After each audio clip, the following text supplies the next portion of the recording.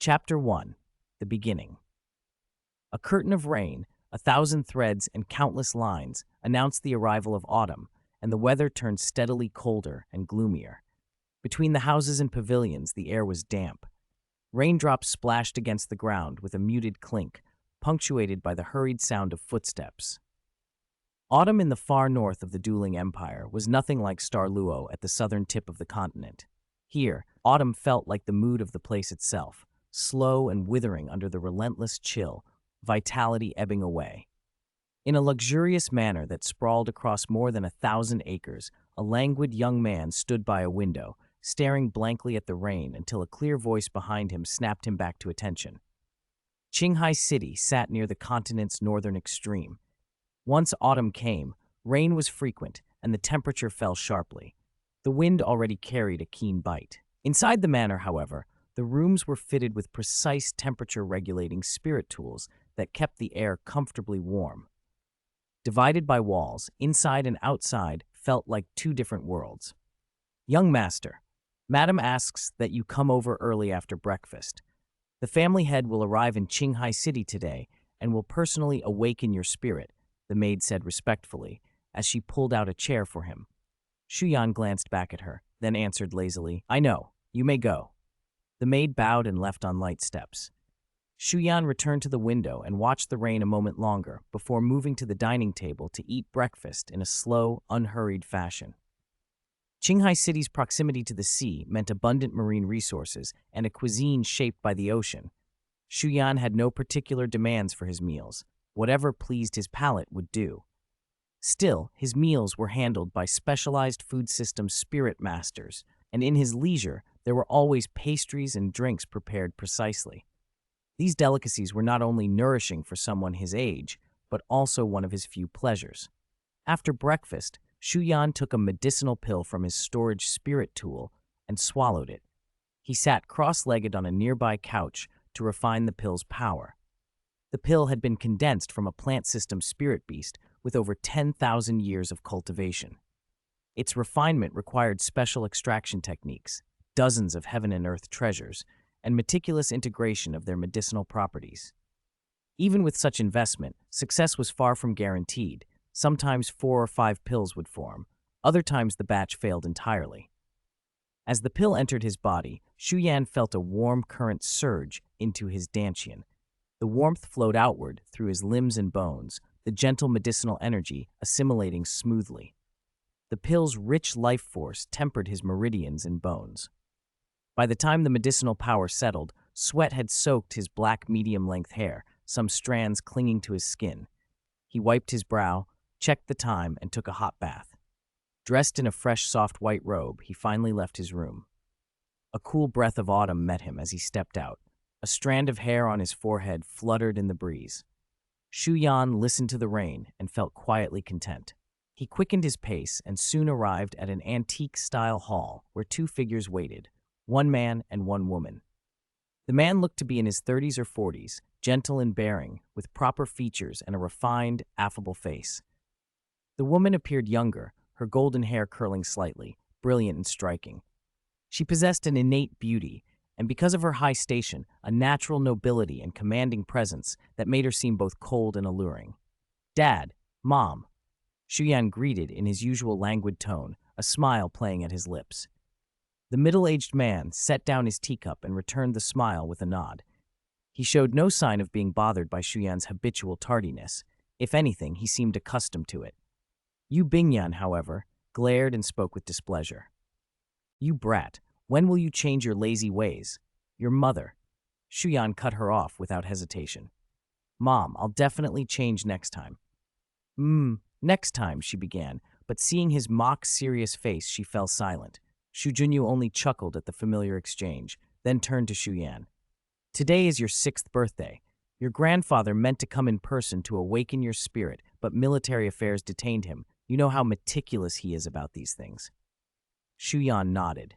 He knew well his family's special status in the dueling empire, and he knew his grandfather's temperament, so he kept his silence. Long ago, the Heaven Do Empire split into what are now the Heaven Soul and dueling nations after internal strife. At that time, the imperial family divided as well. The ancestors of the current dueling imperial family were defeated in the conflict and fled east, founding the dueling empire. Shu Yan's ancestors had once borne the surname Ge. The Ge family was the Heaven Du Empire's foremost military clan. During that era, they were torn by internal division. Some branches sided with the ancestors of the Heaven Soul imperial family, others with those who would become the dueling imperial family. The schism led to open conflict among kin, and the Ge family's forces fractured into rebellion. After their defeat, Shu Yan's forebears abandoned the Jie name and fled with the others to the east. Whether out of shame at defeat or from an awakening after the brutality of kin against kin, that generation's dueling Ge family head ordered the clan to change their surname from Ge to Shu, following the family matriarch's lead. The change was meant both to sever ties with the Heaven Soul Ge family and to give the descendants a fresh start and a blessing for the future. Thousands of years later, the Heaven Soul and dueling nations have settled toward peace. The Heaven Soul Ge family remains a major military house, though its power has dwindled as later generations grew decadent or mediocre and military leadership shifted. The Shu family fared comparatively better. With few powerful spirit master sects or rival family forces within the dueling empire, the Shu family faced fewer obstacles to growing its influence. Over the centuries, they even married into royalty more than once, most recently only a few decades ago. Today, after long development and the beneficial mutations of their legacy spirit combined with countless ancestors' achievements across the dueling lands, the Shu family is one of the empire's top spirit master families. Their influence spans the nation, and the title of one of the 4 great dueling spirit master family heads traces back to them. Chapter 2. Yazi and the Spatial Attribute. A delicate woody scent lingered at the tip of his nose. It came from the quiet soul wood, known for calming the mind, sharpening focus, and clearing distracting thoughts. The hall's main structure and most of its furnishings were made from that wood. Skilled craftsmen had treated it specially when it was built, and 1,000 years later the fragrance hadn't faded. If anything, it had grown richer with time. Today was Shu Yan's 6th birthday. On the Douluo Continent, the 6th year was the turning point for most people's lives. Awakening a spirit with one's spirit power was a luxury countless people dreamed of. Shu Yan had no reason to worry. He was the only son of the Shu family and had received the highest level of resources since he was young. Treasures and medicinal pills tailored to him had given him physical qualities comparable to an ordinary spirit grandmaster even before awakening. With both his parents being geniuses, the chance that he would end up useless was effectively nil. Unlike the Sun Moon Empire, where soul-guiding device technology had advanced, spirit awakenings in the 3 kingdoms of the original continent still relied on traditional methods. A specially constructed formation of awakening stones. A spirit master would inject spirit power into the formation and stimulate the sleeper's latent spirit to awaken. Under Shu Junyu's gentle control, 6 awakening stones quickly formed a star-shaped formation around Shu Yan. Shu Yan sat in the center while his father rose slowly behind him. 2 yellow, 1 purple, 5 black, and 8 spirit rings drifted up and hovered beneath his feet, the atmosphere tightening but not uncomfortable. Shu Junyu's voice was quiet and steady. Hold your breath and focus. Sense with your heart. Shu Yan didn't reply. A faint golden light wrapped him, and something that had slept in his dantian for a long time suddenly surged outward. It flowed through his limbs and bones, then gathered into a black halo that spread across the room. Shu Yan visibly grew taller. Patches of black scales covered his exposed skin. His whole presence warped, taking on an ethereal, shadowed quality, as if he might slip into the dark and vanish at any moment. The golden light faded, and a dense, dark aura remained. Shu Yan experienced spirit possession for the first time and stared at his hands, now black claws, feeling a curious thrill. Shu Junyu's face broke into a clear smile. Yu Bingyan smiled too, but a hint of regret showed through. Yazi, she breathed. You've awakened one of our family's most powerful legacy spirits, Shu Junyu said. Ayan, you're very lucky. Under Shu Junyu's guidance, Shu Yan retracted his spirit. The changes receded, and he returned to his original form. Yu Bingyan produced a crystal ball from her soul-guiding device to test his spirit power and stepped forward. Put your spirit power into this and we'll see your innate level. Judging by what you just displayed, you probably have full innate spirit power. Shu Yan did as she instructed. The light on the crystal ball brightened until it covered the entire sphere. The couple's smiles deepened.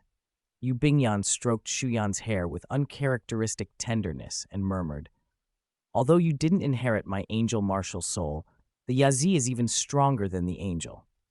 It's a pity. I might have to prod your father into giving me another child, otherwise the angel legacy could end with us." Shu Junyu's mouth twitched. He looked at his wife helplessly. Things like this were all right to say in private, but not in front of the child, though it wasn't the first time she'd made such remarks.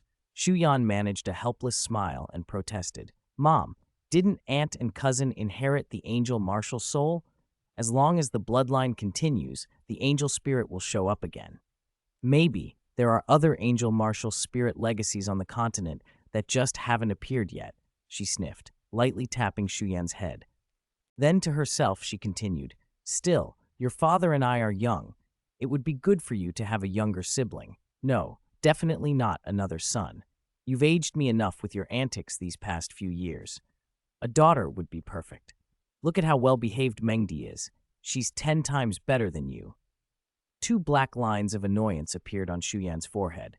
"Well-behaved," she said. If Mengdi were so well-behaved, would she have broken 3 boys' legs in the first week of school? Would she have drawn her sword and almost cut off the substitute teacher's hand? Shu Yan thought his mother and that cousin were a perfect match, one tyrant marrying another. Anyone who didn't know them would assume they were mother and daughter. Shu Junyu watched the exchange, then waited until Yu Bingyan paused before speaking. "Ayan, our family's cultivation method for the Yadzi spirit has been refined over generations. I'll give you all the records later. You can find the path that suits you. Your mother and I won't interfere much. The Yazi is undeniably a true dragon spirit, and its attribute is darkness. That darkness is considerably stronger than basic attributes like wind, fire, earth, or water. But during your possession just now, your body took on a phantom-like state. I'm curious about that." Yu Bingyan's face grew thoughtful. The Yazi's darkness was extremely powerful, nearly bordering on ultimate darkness. Human inheritance of the Yazi bloodline was pure but incomplete, which prevented its attribute from truly becoming ultimate darkness. In the flurry of sighing and banter, the anomaly Yu Bingyan had seen on Shu Yan during possession had almost slipped her mind. Shu Junyo's remark brought it back. Shu Yan's casual smile faded. He lowered his eyes and probed the spirit still within him. Then, almost absent-mindedly, he reached out and clenched his hand in midair. Though nothing was there, for a brief instant, twisted, broken lines appeared in the empty space, subtle and gone almost immediately. Both parents felt a simultaneous shock and realization. "Spatial power," Shu Junyu said, his calm veneer breaking into surprise. "I saw a senior use this once. There's no mistaking it." Yu Bingyan's surprise quickly gave way to delighted curiosity. The space attribute was among the most powerful and mysterious of all attributes, rare in both humans and spirit beasts. When it did appear, it marked the bearer for greatness. So long as they didn't die young, their name would not remain obscure. For humans in this age, touching the space attribute was usually something that only Super Douluo could begin to do. To harness it for one's own use generally required condensing a second spirit core and becoming a limit Douluo. But condensing a second spirit core was like ascending to the heavens. Even the most suitable human method, the isotope resonance method, had a pitifully low final success rate and depended on the right timing, place, people, and that elusive thing called luck. And even limit Douluo formed through isotope resonance often lacked strong control over spatial power. The only reliable path to perfect control was to condense a yin-yang complementary second spirit core through the yin-yang complementary method. That approach was far harder than isotope resonance and, apart from legends of the beast god Ditian, effectively impossible for humans in this world. Neither Shu Junyu nor Yu Bingyan spoke for a long moment. The implications of a child born with both the Yi's darkness and a hint of spatial power were enormous. Their quiet awe filled the hall far longer than any words could. Chapter 3. Whale Glue, Life's First Lesson. The couple exchanged glances, eyes full of undisguised surprise.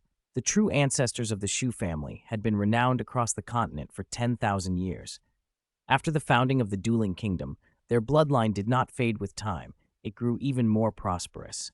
Even the family's legacy spirit, Yazi, had developed variants over the long centuries. For example, the Black Flame Dragon spirit in Shujunlin was one of the finest. Although the Black Flame Dragon's inherent darkness was weaker than Yazi's, it inherited Yazi's pure true dragon bloodline and, from its dark attribute, gained the ability to control dark fire. That made it an extraordinarily rare true dragon. Across the continent, only the Shu family possessed such a legacy. Compared to the balance-focused Yazi, the Black Flame Dragon spirit emphasized offense. Once a spirit master was tainted by its dark fire, unless an opponent's cultivation was far superior, even an ice or water-attributed spirit master would find it exceptionally difficult to suppress and cleanse it. The explosive burning power of that dark fire was not something ordinary people could withstand. And there was no need to say more about Yu Bingyan's angel spirit. Her bloodline traced back to Spirit Hall, a power long extinguished in history. Her ancestor had served in the Angel Legion, a line that once served the six-winged seraphim, the ruler of Spirit Hall. After the Divine War, Spirit Hall fell, but many from the Angel Legion survived. The angel spirits circulating on the continent today are descended from them. While the couple's surprise and relief were obvious, Shu Yan tried not to overthink it. He focused his mental force to sense his spirit, especially that subtle, powerful force, but he could only barely activate it. Even the most basic control was extremely difficult. Still, he was not discouraged. He could feel that as his mental force strengthened, his control would improve. Shu Junyo and Yu Bingyan did not linger in their own surprise either. Shu Junyu gently patted Shu Yan's shoulder and said softly, "Having a rare and powerful spatial attribute on top of your original darkness is the highest form of beneficial mutation. A Yan, you've been precocious since childhood. You're much more mature than your peers. Your mother and I won't nag you. We've told you these things before, and I believe you understand them already. But your spirit has mutated, so our original plan for your first spirit ring is changed. The matter of obtaining it must be postponed a few days. Before that, you need to refine this piece of whale glue. I'll also send word to your grandfather. He'll be overjoyed to hear this." With that, Shu Junyu took a chunk of millennial whale glue from his storage spirit tool. It was golden yellow, translucent, like a shard of amber. He handed it to Shu Yan. The weight sank into Shu Yan's hand. He hesitated for a moment, then asked, "I have to eat it all?" Shu Junyu looked at him with a hint of sympathy and nodded. "All of it." Yu Bingyan's expression shifted, as if recalling something unpleasant. She turned her head and said, "Let's go, brat. Your father still needs to handle your first spirit ring. I'll help you refine this." Shu Yan stared at the large golden lump in his hand, fighting the urge to flee, and finally followed Yu Bingyan. As dusk fell, Shu Yan lay sprawled on the floor, his face a little pale. Yu Bingyan exhaled softly, slowly withdrawing the remaining golden spirit power from her palm, and glanced at him. Whale glue. Aside from being a little disgusting at first, it actually tastes better than you'd expect. This piece, from a millennial demon whale, is enough to raise your spirit ring absorption limit by nearly 500 years. Coupled with the body tempering you've done these past few years, theoretically, your first spirit ring could absorb a 1,000-year ring. What she said was true. All the preparations, paid for at great cost over many years, were meant to give Shu Yan an absolute advantage at the very first step of cultivation. This was not only the Shu family's plan, it involved deeper considerations. "I just used divine force to purge excess yang qi from your body," Yu Bingyan continued, "but that also purified and dissipated a lot of your spirit power. Feeling weak and dizzy is normal. Get a good night's rest and you'll be back to normal tomorrow." She added one final sentence before leaving. Shu Yan replied weakly. The whole process had been a torment, constantly swinging between heaven and hell, assaulted by a cloying fishy smell, until the taste finally turned palatable. Even then, the memory of that smell lingered. When Yu Bingyan shut the door and left, Shu Yan had no energy to care about anything else. He laid his head on the soft carpet and before long fell into a deep sleep. Early the next morning, Shu Yan woke and found himself where he had been. He propped himself up, stretched, and felt a cascade of tiny cracks as his limbs loosened. He felt refreshed, as if reborn. Pushing open the door, he saw a woman in a black dress waiting in the courtyard. "Aunt Yun, is something wrong?" he called casually. The woman's smile was gentle, her manner composed, her voice warm and reassuring. "Young lord," Madam said, "there are still some things you must learn before you receive your first spirit ring." Shu Yan gave a wry laugh. "I know, Aunt Yun, you can go back. I'll wash and come by myself." Gu Yun bowed lightly, then glided away. Shu Yan had a good impression of his mother's confidant, capable, tactful, and well-liked within the family. Shu Junyu and Yu Bingyan had always been hands-off with Shu Yan. When he was young, Gu Yun took care of most of his daily needs, and their relationship over the years had become very close. The warm water was pleasant, but Shu Yan didn't linger. He rinsed quickly and walked along the long corridor toward the main hall. The day was gray, clouds gathered low, and the distant wail of wind promised a coming downpour, an omen of mountain rain and wind filling the towers. Gu Yun had been waiting at the hall's main entrance. Seeing Shu Yan, she smiled again, but did not lead him inside. Instead, she guided him deeper into the manor. This was the Shu family's ancestral home. Shu Yan had only stayed here briefly during annual ancestor rites, so he was less familiar with it than with the family's Lingdu city residence. Along the path, low bluestone walls were streaked with moss and clinging ivy, giving the place a secluded, ancient feel. They stopped in front of a slightly dilapidated ruin. Gu Yun stepped aside to let Shu Yan pass. His brow tightened. In recent years, he had tempered his body and honed his perception and mental force. With his keen nose, he caught a faint scent of blood. Not the fishy tang of spirit beast blood, but human blood. Not far off, Yu Bingyan leaned against an ancient tree, golden hair lifting in the breeze. She toyed with her fingernails, and noticing Shu Yan, let a small smile curl across her lips. "Yan," she said, "do you know what the most important, practical first lesson in life is for a battle spirit master?" Shu Yan was silent for a moment, and then chuckled, answering simply, "Killing." Chapter 4. Condensing Killing Intent. The road ahead is strong. Thunder rumbled faintly in the distance, and a fine drizzle gathered, veiling the world in mist. Yu Bingyan straightened and waved her hand. Golden spirit power, bright and sanctified, coiled around her like living light.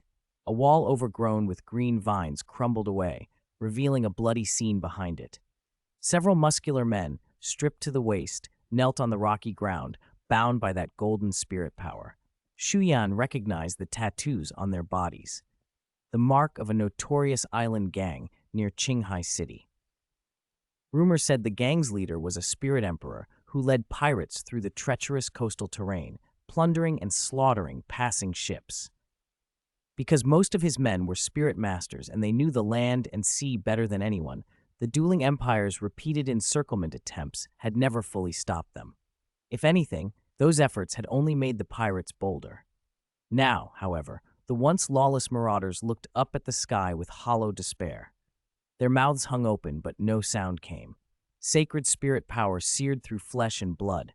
A pungent, burnt meat stench hung in the air. Their bodies convulsed in agony, unable to find any release. At Yu Bingyan's voice, their eyes drifted to Shu Yan in a silent plea.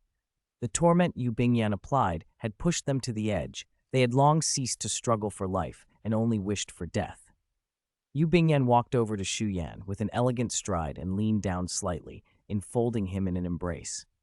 "Yan, are you afraid?" After a moment, Shu Yan heard his own voice answer, quiet but steady. "No, if anything, there's a faint excitement. Something inside my bloodline feels awake." Perhaps because he had lived 2 lives, Shu Yan's mental force was steadier and more powerful than many spirit masters at his level. That strength of will made him unusually unshakable. In his previous life, he had been a careless, rich heir, familiar with indulgence and frivolity, but that life had shown him human ugliness. Reborn into this world, he'd grown observant and prepared. In a place like this, killing was not an extraordinary event, but an inevitability he had expected. A black claw shot out without warning and pierced one of the men's chests. His heart ruptured. a flicker of relief crossed his face before his life aura vanished. The others followed in different, brutal ways. The smell of fresh blood stirred something in Shu Yan.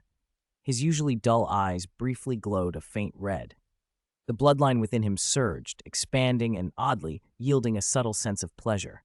Though it was his first time shedding blood, his movements were precise and decisive, as if practiced 100 times. Beside him, Yu Bingyan blinked for the smallest of moments before returning to composure. The rain washed the blood from the black claw and diluted the coppery scent. Shu Yan found the sensation hard to put into words. A chilling current of qi swirled about him and gradually flowed into his body. He trembled and let out a muffled groan. Yu Bingyan watched with a composed face, though concern flickered deep in her eyes. She was often cool and disdainful toward him, but he was her only son. How could she not care? After a long moment, Shu Yan's body swayed, and he leaned weakly against a low wall. "Ayan, how do you feel?" Yu Bingyan asked, stepping closer and smoothing some pure spirit power into him. Shu Yan fell silent, then nodded slightly. "Mother, I can feel my spirit and bloodline thirst for killing in combat. Through killing and fighting, I seem to be able to accumulate killing intent." As he spoke, he activated his spirit. Pale qi circulated in his right hand, cold enough to stop the heart. Yu Bingyan showed little surprise. As if she'd known already, she only patted his shoulder. Yazi is one of the most powerful and pure true dragon spirits with an ancient bloodline in this world. As a descendant of the dragon god, Yazi is naturally bloodthirsty and warlike, not merciful. But that isn't all. Yazi is also an incarnation that suppresses evil, in some ways similar to an angel. The Shu family has been a military clan for 10,000 years. Nearly every head of the family has held high military posts. Much of that glory came from their spirit legacy. Shu Yan folded the pieces together, and understanding dawned. Condensing killing intent, holding it within oneself. The battlefield and the army are the best places to cultivate killing intent. The more people you kill, the more killing intent you generate. The stronger the accumulated killing intent, the more your aura is enhanced. Continuous killing intent can help spirit masters with the Yazi spirit in their cultivation. If the killing intent grows strong enough, it might even form something like a domain. Yu Bingyan smiled at Shu Yan's quick comprehension. She brushed a loose strand of hair from his forehead. "You understand well, but not completely. Killing is the first and most realistic lesson for a battle spirit master in this world. Only through fighting and killing can one condense stronger killing intent, build a higher reputation, and attain nobility. Cultivating the Yazi spirit becomes easier that way. In the brutal environment of the army, the Yazi spirit's nature can be completely unleashed, allowing full-force cultivation. That's one of the main reasons the Shu family and the Tianhun Gei family have always been rooted in the military." Yu Bingyan paused, then continued with a harder edge. "Frankly, detached from a military background, this aspect of the Yazi spirit could easily be seen as evil." She softened her tone. "Ayan, don't blame me. You're still young. Perhaps I shouldn't have let you face such things so early. But being born into a military family leaves you little choice. Your father was like you when he was young. Calm, indifferent, almost carved from the same mold. Both of you handle life the same way. That indifference to life runs in our blood." Shu Yan's thoughts drifted, but Yu Bingyan's words barely unsettled him. He only half smiled. "Mother, I understand the principles. You've been telling me since I was little." She stared at him for a long moment before sighing. "Never mind. You're young. Telling you too much now might do more harm than good. But Ayan, there's one principle I want you to always remember. The path of cultivation is built on competition and killing. It's a place where the strong prey on the weak, survival of the fittest. You must recognize the road ahead and know your own limits. True strength requires not just powerful cultivation, but a strong heart. At least don't be like me, doubting the path halfway through. That only leads you step by step into the abyss." Yu Bingyan rubbed Shu Yan's head with an unusually gentle hand, the maternal instinct briefly reclaiming her. Shu Yan kept her words in silence. Some truths, he knew, could not be changed by mere understanding. What he needed now was to find his own road and climb it with everything he had until he reached a level where he could tackle the problems that lay ahead. Chapter 5, Illusory Dragon and the First Spirit Ability. Shu Junyu moved quickly. In just 5 days, he was back in Qinghai City, escorting a strangely shaped spirit beast under the watch of several family shadow guards. The creature's scales looked like polished mirrors, water smooth, refracting and warping light. Mental sensing seemed to hit a void when probing it, as if its very presence resisted perceptive power. "This is a 1,000-year illusory dragon," Shu Junyu said as Shu Yan stepped closer. As the name implies, it specializes in creating illusions to confuse an opponent. It's also one of the more powerful Dragon Clan spirit beasts that bears spatial attributes like the Thorn Dragon. Shu Junyu paused. The old master checked through Shrek Academy's channels. There are still a few breeding in the ice-sealed mountains near the extreme Northland. The search went surprisingly smoothly. We found an adult female with over 50,000 years of cultivation, and this little one is her offspring. Shu Yan nodded and met the illusory dragon's lovely alien eyes. Immediately, a lightheadedness washed over him. Shu Junyu steadied him and warned, "Every scale on this creature is valuable. It distorts light, creates illusions, and can interfere with perception. Combined with spatial force, it's especially dangerous. Your mental force can't yet cut through those illusions at a glance, so be careful." Shu Yan acknowledged him. Rather than stare at the dragon's eyes again, he drew a longsword forged from a devil spider leg and plunged it into the creature's brain, ending its life cleanly. A brilliant purple spirit ring rose slowly into the air. Shu Junyu stepped back and instructed, "Absorb carefully. If anything feels wrong, stop immediately. Don't risk your life." Shu Yan sat cross-legged and used his spirit power to guide the 1,000-year spirit ring to envelop him from top to bottom. There were a few hiccups during the absorption, but ultimately it went smoothly. When he finished, Shu Yan rose to his feet as his bones cracked and shifted. His body had developed further, and he grew a few centimeters. "How do you feel?" Shu Junyu asked, smiling. Shu Junyu's cultivation already exceeded 85 levels, so he could tell at a glance that Shu Yan had reached level 15. Absorbing a 1,000-year spirit ring as his first ring, combined with the meticulous tempering Shu Junyu had done beforehand, had propelled him up 5 levels in one leap. His foundation was solid. With the remaining medicinal power in his body, Shu Junyu expected that Shu Yan would be able to advance another 5 levels within a year and become a spirit grandmaster. A prodigy spirit grandmaster at 7 years old. His spirit ring arrangement would likely be 2 purple spirit rings. That alone would place him above any genius of his own rank and give him a serious edge even against those a rank higher. Shu Yan's face was lit with satisfaction. "My first spirit ability is even better than I expected," he explained before Shu Junyu could answer. "It blends the illusory dragon's illusion crafting with spatial force. It functions like an area-type ability, a domain. Inside its range, the enemy is assaulted by distorted spatial illusions, and I receive a certain amount of amplification myself." Shu Junyu's expression brightened. "Excellent, but one more warning. Yan, don't reveal your spirit abilities casually. They're a spirit master's greatest trump card. Unless you absolutely trust someone, keep them hidden." Shu Yan nodded. Shu Junyu had the dragon's corpse carried away. Every part was valuable. Dragon meat, tendons, scales. None of it would be wasted.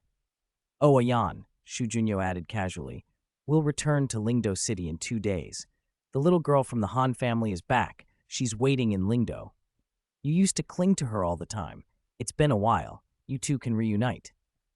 At the mention of Han Ruoro, Shu Yan froze for a moment. Their relationship had always been close, not by blood but closer than siblings.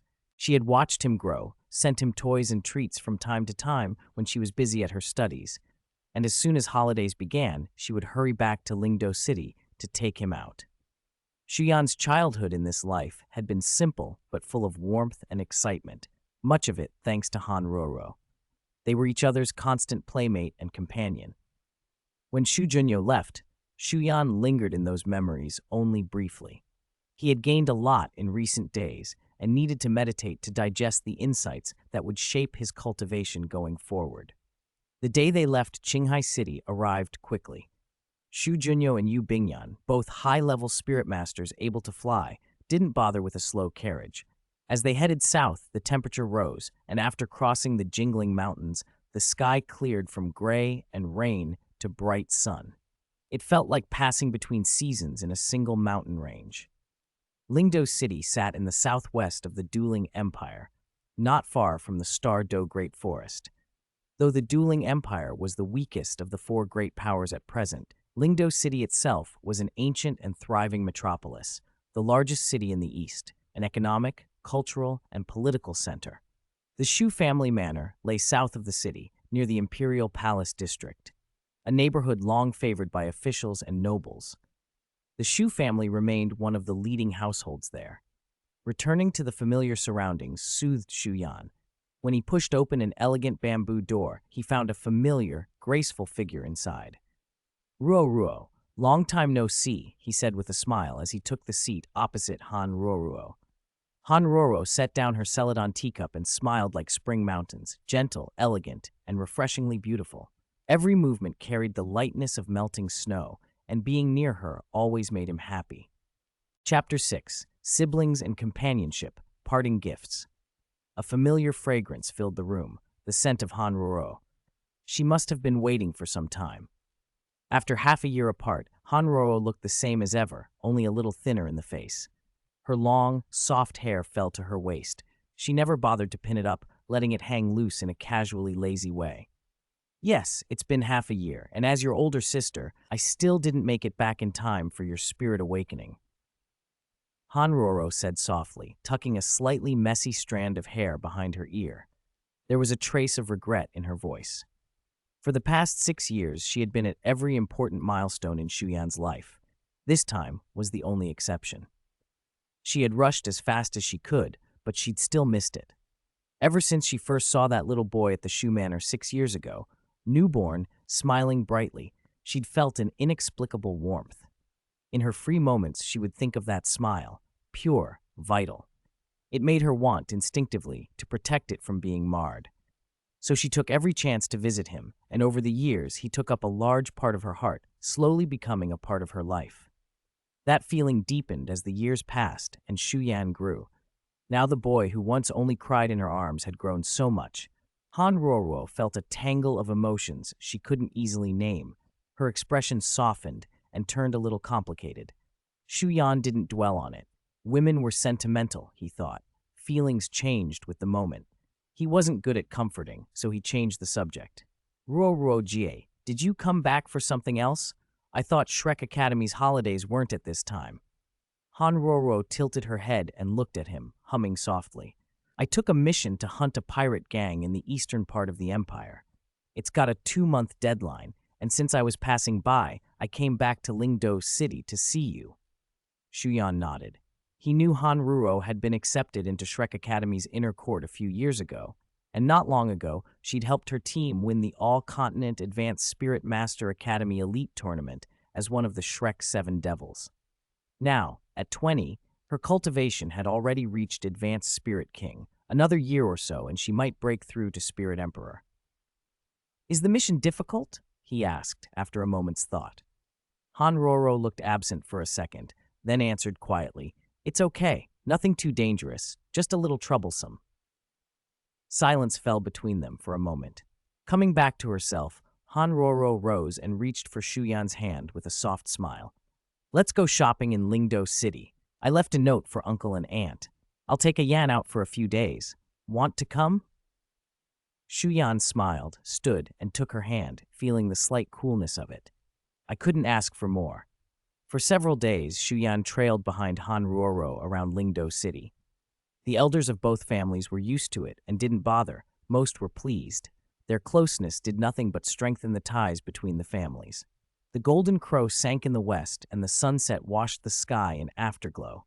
On the top-floor restaurant of the Douluo Grand Hotel, 2 figures, one larger, one smaller, leaned against the railing, watching the dying light. Ayan, I have to leave tomorrow.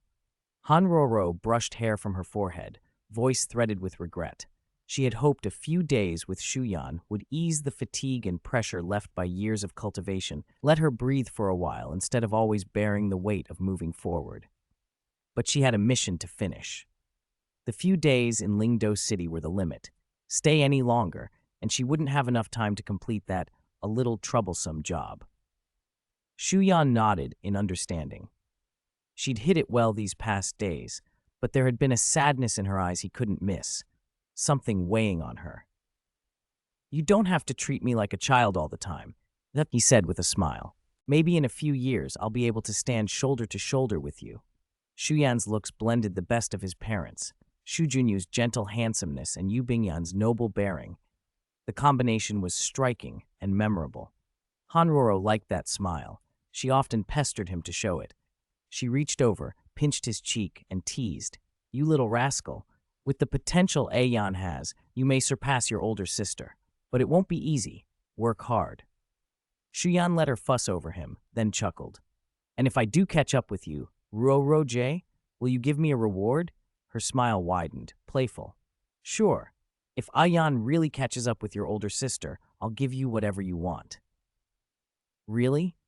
Your older sister never lies." Shu Yan smiled and said no more. He could not have known that a playful promise would one day reshape his life and set off earth-shattering changes in the world. The next morning, before Shu Yan could knock, the door opened. Hanroro leaned in the doorway in a cyan silk nightgown. A familiar fragrance rushed out. 20-year-old Hanroro had passed girlhood and now carried a blend of youthful freshness and waking maturity. Her bone structure was striking, and her milky snow-white skin made her breathtakingly beautiful. She usually dressed conservatively, so only those closest to her ever suspected the alluring figure hidden beneath. Noticing Shu Yan's glance, she tugged her straps up and huffed, reaching out to tap his forehead. "You little pervert, what are you staring at?" Shu Yan pulled his gaze away and spoke softly. "Ruo-Ro-Jie, I have something for you." Hanroro snorted and pulled him inside, closing the door behind them. The room was simple: bed, sofa, dressing table, 2 chairs, and a few pots of flowers and greenery on the balcony. The Shu and Han families lived nearby and had always been close. Shu Yan had been a frequent guest since childhood. Hanroro's parents, the Han family heads, were fond of him, and Hanroro herself had doted on him like a true older sister. Shu Yan sat on the sofa while Hanroro picked up a few scattered clothes and tidied them. Once she'd finished, Shu Yan took a golden flower out of his ring-shaped storage soul-guiding device. The petals were a pure golden yellow, each one smooth and natural as if carved from jade, shining with a soft, unique luster.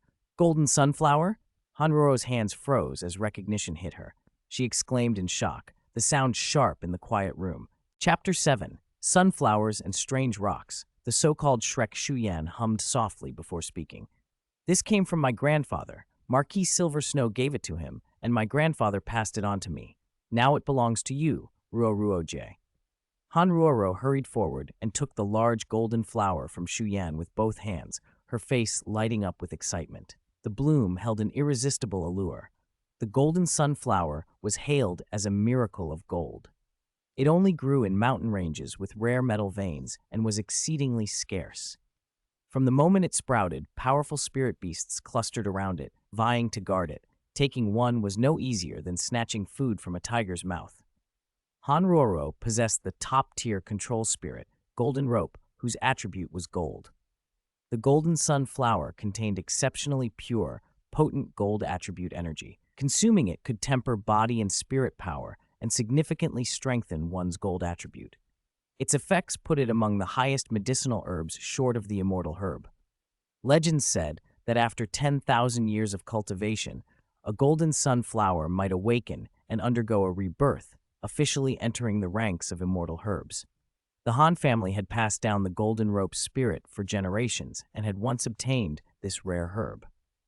Hanroro, well read in such lore, recognized it instantly when Shu Yan produced it. "Marquis Silver Snow owed my grandfather a favor when they were young. Our families are close. When my grandfather celebrated his 100th birthday, he sent this golden sunflower as a gift. Strictly speaking, it should have been yours, Ruo-Ro-Jie." Shu Yan rubbed his nose. Elders everywhere seemed to think the same way about things. Although he and Hanroro were nearly 14 years apart, in the eyes of elders that made them a perfect match. They said since she had cared for him like both mother and sister as he grew up, she might as well continue looking after him forever. Han Roro came back to herself. As if she guessed what he was thinking, she set the golden sunflower aside, cupped Shu Yan's face, and peppered him with a fierce display of affection before speaking softly. Children shouldn't be worrying about that. Cultivation and the righteous path come first.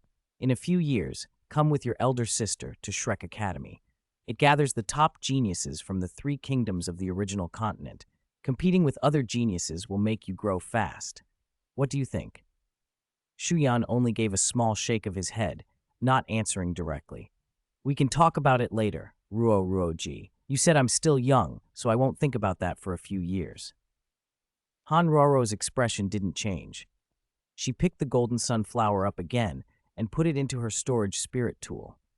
I need this, so I won't be polite about it, she said. But I won't take it for nothing. I have a gift for you. She removed a jade box from her storage tool and set it in front of him. This came from a mission my friend and I did. I had it appraised by experts at Shrek Academy. They couldn't identify it completely, but from the faint aura, it seems to come from a Dragon Clan spirit beast. Its attribute is darkness. I think it's fated to you. Shu Yan opened the jade box. Inside lay an irregular black stone about the size of an adult fist. At first glance, it looked ordinary, like any roadside pebble, but winding black veins on its surface gave it an unusual quality. A tiny crack split the stone on one side. Shu Yan's pupils narrowed as he carefully sensed it. Then he closed the box, looked up at Han Roro, and said, I really like this. Thank you, Ruo. Han Roro tousled his hair, smiled, and said nothing more. By the time she finished tidying, the sun was high. Han Roro squatted, embraced Shu Yan, and whispered a few words in his ear. Then she stood, produced a flying soul-guiding device, launched herself into the air, and streaked away, leaving 2 brilliant tails of flame behind. A soul-guiding flying device? Shu Yan murmured, staring after her and stroking his chin. After a moment, he set aside the idea of getting one for himself. A Yazi spirit owner could fly by flapping dragon wings once their cultivation reached level 30. After 10,000 years of legacy, the ways to develop the Yazi spirit were well explored. Shu Yan had chosen the same path as many predecessors, to rapidly grow stronger by condensing killing intent through slaughter and combat. That approach suited Yazi cultivation best. Slaughter. It's a pity Slaughter City was destroyed 10,000 years ago. It would have been the perfect training ground for me. He sighed briefly, then headed back to the Shu family manor. As Han Roro had said, he was still too young. His priority was to cultivate diligently and improve his abilities. Without the power to back up ambition, everything was only wishful thinking. He understood that clearly.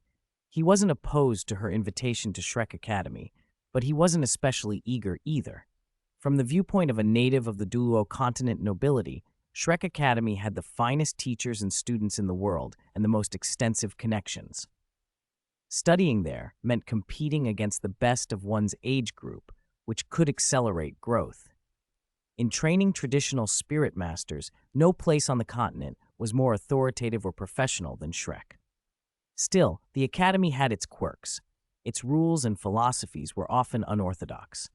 After 10,000 years of legacy, no one could deny Shrek was a treasure trove of opportunities and resources. But from the perspective of a rebirth generation, reverence for Shrek wasn't blind. Corrupt pillars, outdated concepts, and vague self-positioning had crept in. These problems were pushing Shrek Academy toward an extreme. Shu Yan had heard his grandfather's assessment of the academy from the Empire's point of view. For the current 3 kingdoms of the original continent, Shrek Academy is indispensable, like our Shu family is to the dueling empire. But precisely because of its indispensability, the academy has strayed from its original mission of educating students.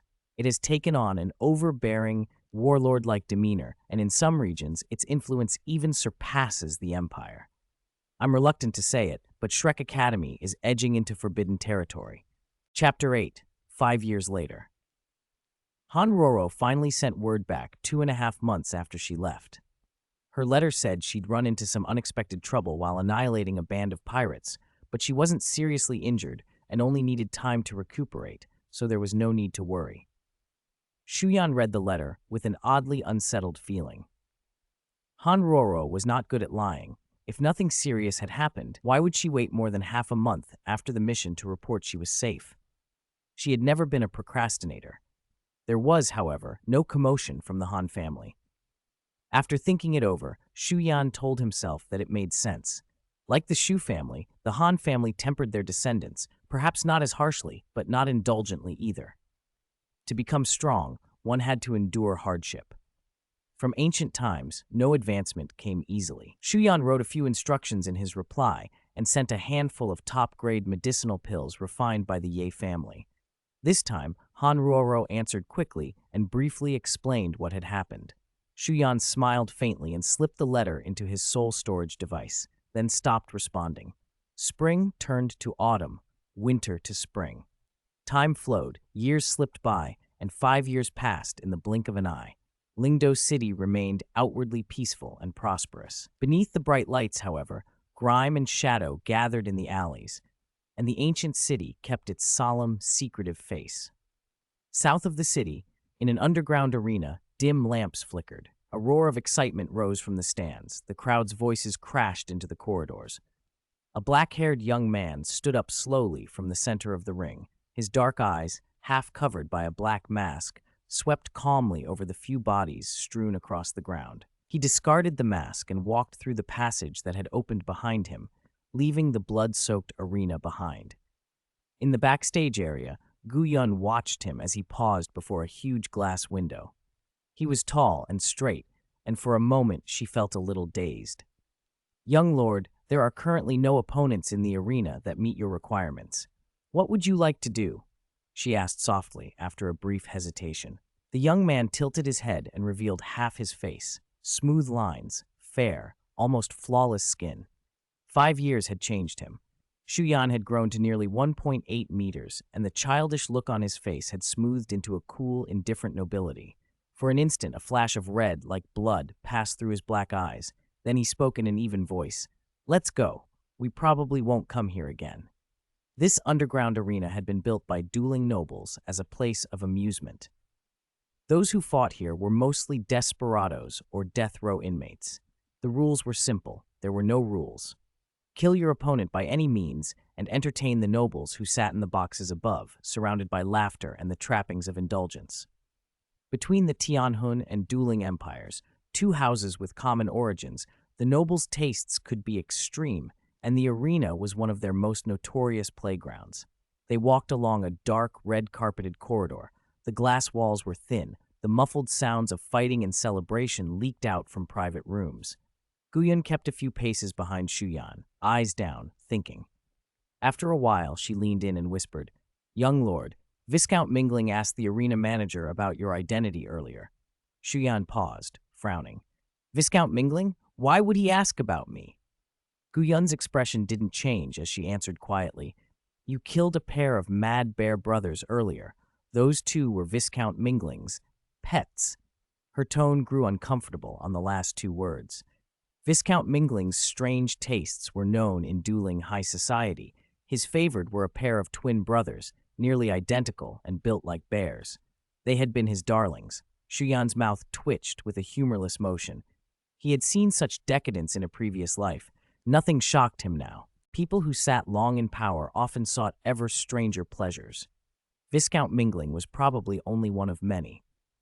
"Have the shadow guards handle him," Shu Yan said. "Leave no trace." His words decided the Viscount's fate. He was only a Viscount, one of many lower nobles in the vast dueling empire. Since he had shown ill intent first, Shu Yan had no qualms about sending him to an early grave. Guyun bowed and agreed. She was from the Shadow Guard and used to such matters. The Shu family had once eliminated far greater threats than a single Viscount, and no one dared make the deeds public. Back at the Shu family manor, Shu Yan first took a long bath to wash away the blood and to soothe the tension that fighting had left in his muscles and mind. Over the past 5 years, his opponents had ranged from spirit beasts to spirit masters. In the early days, he was often wounded and sometimes would lose control, his killing intent almost driving him berserk. But after cultivating the family legacy secret technique, he learned to restrain that impulse. The berserk killing intent gradually subsided, his progress in cultivation accelerated, and his control improved. At the same time, the people he faced became stronger. In the last year alone, he had killed more than 150 opponents in the underground arena. 107 of them had reached spirit ancestor level. The rest were at least spirit elders. The endless battles sharpened his close quarters skills and tempered his spiritual will. Now, however, that phase seemed to be drawing to a close. Shu Yan had other, more important matters to attend to. Over these 5 years, he had devoted himself to combat and cultivation. His current cultivation stood at level 40, a quasi-spirit ancestor. He had not yet obtained his 4th spirit ring. After dressing, Shu Yan returned to his room. On the table lay an exquisite envelope and a framed photograph beside it. He smiled faintly to himself. What a curious mood. If nothing unexpected happened, in a few days he would head south to the Douluo Great Forest to hunt for his 4th spirit ring, and after that he would likely go to Shrek Academy. Chapter 9. Journey South to Douluo, Reunion with Han Ruoro.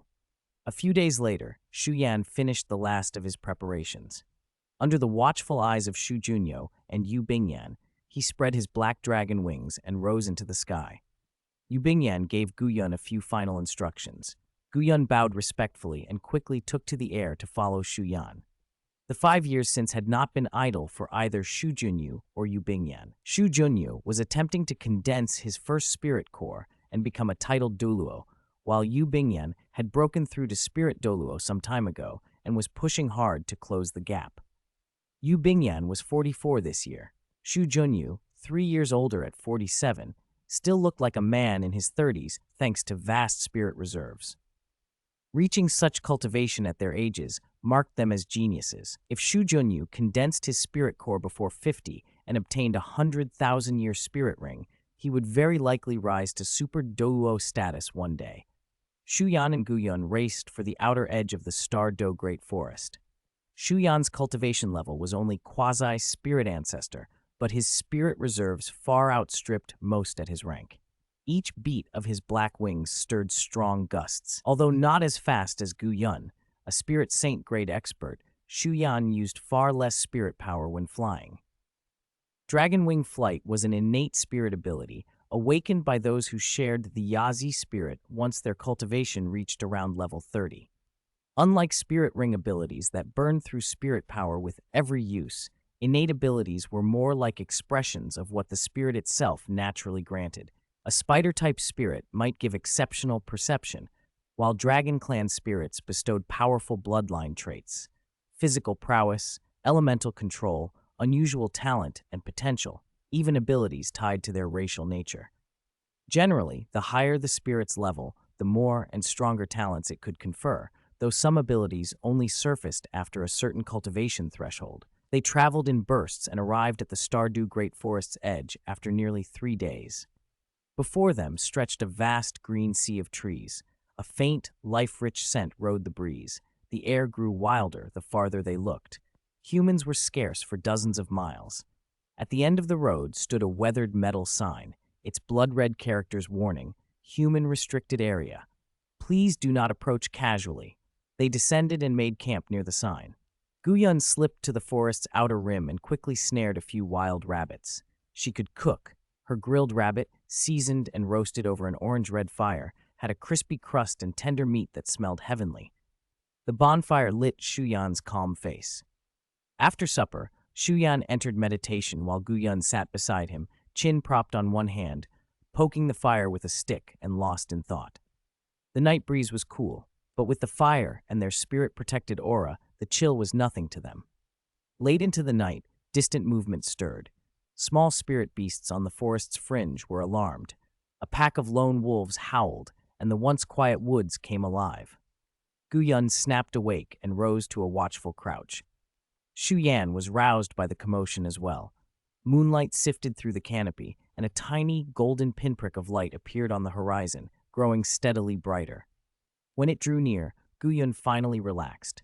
The light resolved into a figure. Under the moon, a young woman in a green dress, black hair trailing, beautiful as a spring mountain, eyes like dark lacquer. Moonlight and shadow lent her a cool, aloof air. "Hanroro." "Ayan, long time no see," she said. From the moment she arrived, Hanroro's gaze never left Shu Yan. Guyun felt a little superfluous and, after a moment's thought, flew to a nearby ancient branch to give the two some space. Yes, it's been a long time, Shu Yan answered, feeling a warm mix of surprise and pleasure. He and Hanruo had been busy these past years. They exchanged letters often, but meetings were rare. Hanruo had tried to visit during an earlier holiday, but Shu Yan had been in seclusion then, cultivating a family secret technique to control his killing intent. By the time he emerged, her holiday was over. She left a letter and a gift before she left. In temperament and obsession with cultivation, she was a lot like him. Hanruo chuckled, a clear, bell-like laugh, and sat on a nearby stone, her eyes fixed on Shu Yan with affection threaded through a touch of reproach. Yan, you've grown distant with me. Shu Yan's silence widened the crease of disappointment on her face. A hint of grievance flashed in her dark eyes. Hanruo was no longer quite so young. She was 25. In this world, where many girls married and bore children in their early teens, she was already considered past the usual marrying age. That hadn't made her bitter, but had mellowed her. She exuded a calm, scholarly air, gentle yet steady and strong. At this moment, Shu Yan thought, composed in her gaze, elegant in her bearing, like an orchid in a secluded valley. Seeing her wear such a wronged expression, Shu Yan paused and then laughed softly. Ro Jie, you're still as childish as ever. Do you want me to burrow into your arms right now, act cute, and throw a tantrum? She teased back, a flash of embarrassment in her face. I could. It depends on whether you can handle it. His gaze dipped playfully, and his eyebrows lifted in mock challenge. Hanruo flushed with a mixture of annoyance and delight, then scolded him lightly. You little pervert. I don't know what you've learned in these years. Grown up you are, but more improper than when you were a kid. Shu Yan laughed outright. He didn't deny it. The past 5 years had been harsh and monotonous. Around Hanruo, he could let his guard down and joke without restraint. Controlling his killing intent didn't erase all the scars left by battles and bloodshed. He needed ways to relax, and being with Hanruo did that better than anything. The wind in the second half of the night blew the clouds away, letting the moon and stars return to the sky. Guyun sat on a thick branch of an ancient tree, chin propped on her hand, watching the bonfire below where laughter rose now and then. For the past hour, Shu Yan and Hanruo had been chatting about their cultivation over the years, their daily lives, and their plans for the future. Easy conversation that left the night warm around them. Gradually, their talk turned back to the soul hunt. Yan, you mean we'll try to find space attribute spirit beasts at least 10,000 years old, and only if that fails, we'll settle for a suitable dark attribute one? Hanruo asked. She frowned, not because the plan upset her, but because space attribute spirit beasts above 10,000 years were rare. Even in the vast Stardow Great Forest, they were unlikely to be common. Shu Yan leaned back against a wooden stake and nodded. My goal for the Yazi spirit is to fully develop its space attribute. Space is a top-tier attribute. Dark is useful, but it can't match the potential of space. Ro, you know me, Hanruo said. If there's a better path with more potential, I won't take the safe route.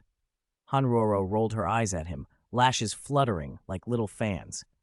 I'll do my best, big brother, but space attribute spirit beasts are truly scarce. If we can't find any here, I can use my connections to help search across the 3 kingdoms of the original continent. All right. Shu Yan interrupted with a smile. Among dueling's 4 great families, the Shu family was a military house, always supplying the empire's finest troops. The Han family, like the 9 treasure-glazed tile school, had built its strength through commerce. Its networks reached across the 3 kingdoms. The Yi family and the Luo family had both become more secretive over the years. The Yi family's legacy spirit was the 9-heart begonia, a spirit regarded as miraculous. The Yi family's history stretched back 10,000 years, but their true rise came after the Sun Moon Empire invasion 4,000 years earlier. In that generation, the 9-heart begonia was inherited by a mother and daughter who couldn't bear to see lives lost to war. They worked on the front lines, tending to the gravely wounded. The pair's origin was heavily damaged in the process, and their lifespans were severely shortened, but they saved tens of thousands. Their deeds spread across the continent. Emperors of the three great empires ordered statues in their honor, and Shrek Academy praised them as models of spirit masters and recorded their deeds in history. The mother later died, but her daughter married and soon gave birth to twins. Remarkably, both twins awakened the nine-heart begonia spirit at age 6, and both possessed the rare innate full spirit power. The daughter herself then lived a long life. Rumor had it that the compassion of the mother and daughter moved heaven and earth, breaking a long-standing curse on nine-heart begonia bearers. Using the begonia's extraordinary healing, the Yi family rose quickly, and about 3,000 years ago, settled in the dueling empire and joined the four great families. The Luo family was the newest and the weakest of the four. Their first clan chief was the extreme Wind Dean recorded in Shrek Academy, descended from a limit Douluo with an extreme attribute. That past glory bought them a seat among the great families, but their foundation was shallow, and in recent years they had declined. While the other three families boasted titled Douluo-level powerhouses, the Luo family's strongest was only a rank 89 Spirit Douluo, far below their ancestors. Returning to the present, Shu Yan produced a complete map of the Star Do Great Forest from his storage spirit tool. Several zones were circled in red. He handed the map to Han Ruoro. My parents have sent people to survey the forest for years. These are all the areas where space attribute spirit beasts might appear. Ruo, you're already a spirit saint, and with Aunt Yun here, unless we're extremely unlucky, we shouldn't run into too much trouble in the mixed zones or even on the outer edge of the core, Han Ruoro said, glancing at the map before handing it back. Oh, please, Han Ruoro added more playfully. How could Uncle and Aunt be at ease until you reach Shrek City safely? There are definitely Shu family shadow guards nearby right now. That's why you're acting so relaxed. Shu Yan only smiled. He knew family shadow guards would be tailing him, but they would only intervene in a life-or-death emergency. Under normal circumstances, even if he tried to summon them, they would not appear. Dawn edged the eastern horizon, scattering the last night shadows. Dew hung on the leaves and brightly feathered birds fluttered through the branches before settling together. Ayan, wake up! It's time to go! Han Ruoro murmured, waking him gently like one coaxing a child. Shu Yan stirred, rubbing his eyes and leaning into her for a moment before rising. Han Ruoro watched him with a faint, helpless expression. A trace of fatigue lay on his chiseled features, and she felt a small twinge of concern. She knew something of the Shu family's upbringing. Their methods for training descendants were reminiscent of the old White Tiger imperial house of the Star Luo Empire, brutally demanding but effective. The virtues and costs were obvious. Those who endured would not be mediocre, but not everyone could endure. Compared to the White Tiger family's neglect of affection and internal strife, the Shu family was almost humane. Still, as a military house, strict discipline and hard training were necessary. The army doesn't reason with you.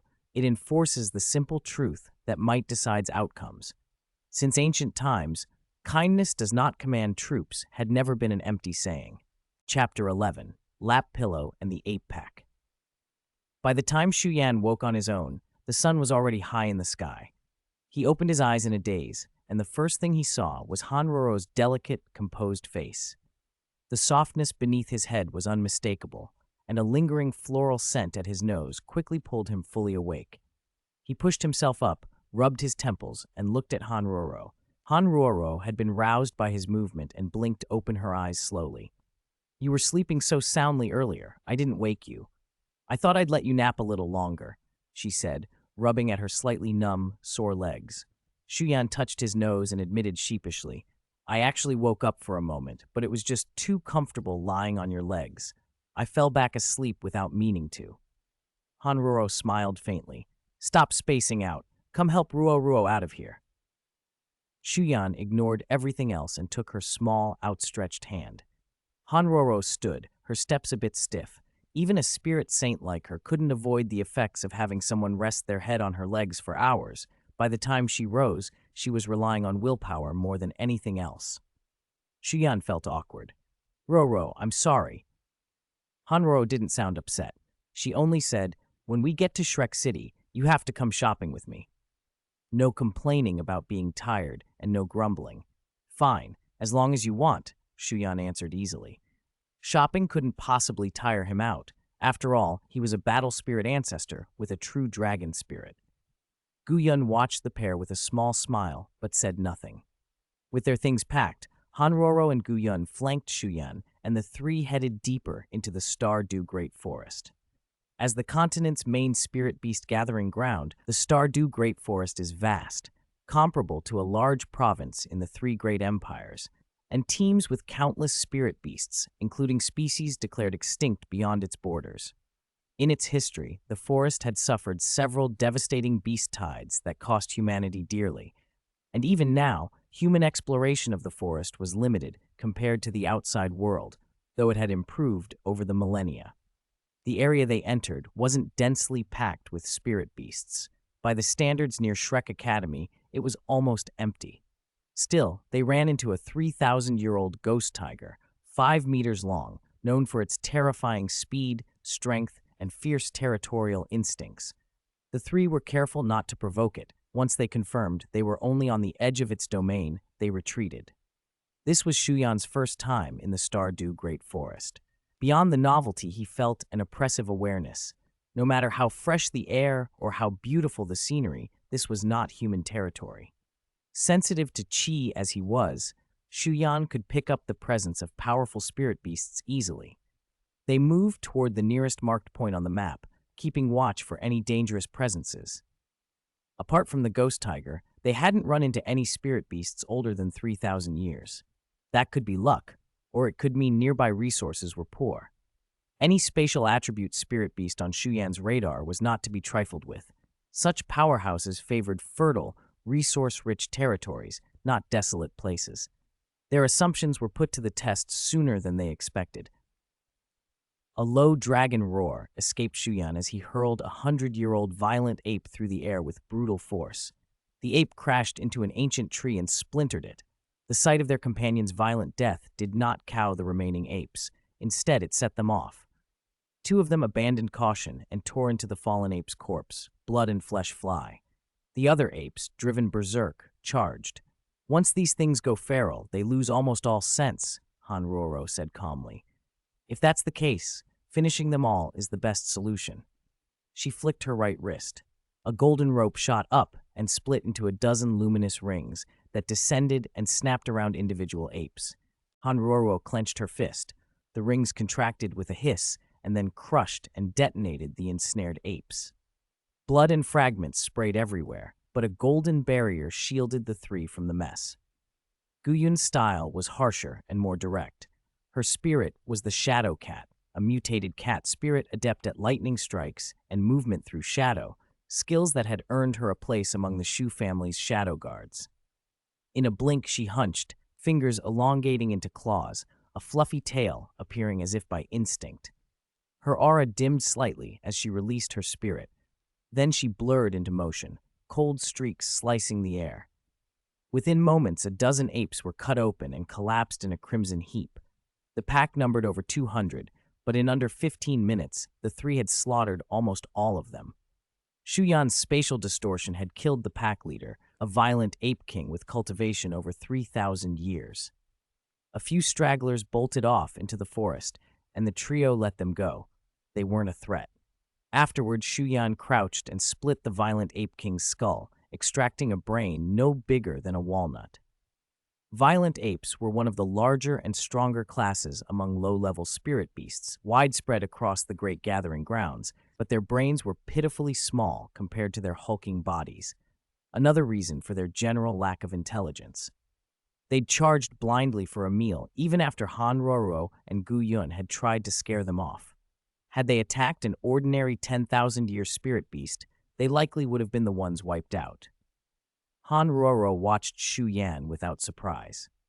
The tiny ape brain tasted surprisingly good when prepared by a top chef. She'd once tried it at a noble banquet. Despite the grim preparation, it was rich in nutrients. With the immediate danger dealt with, the three left the area.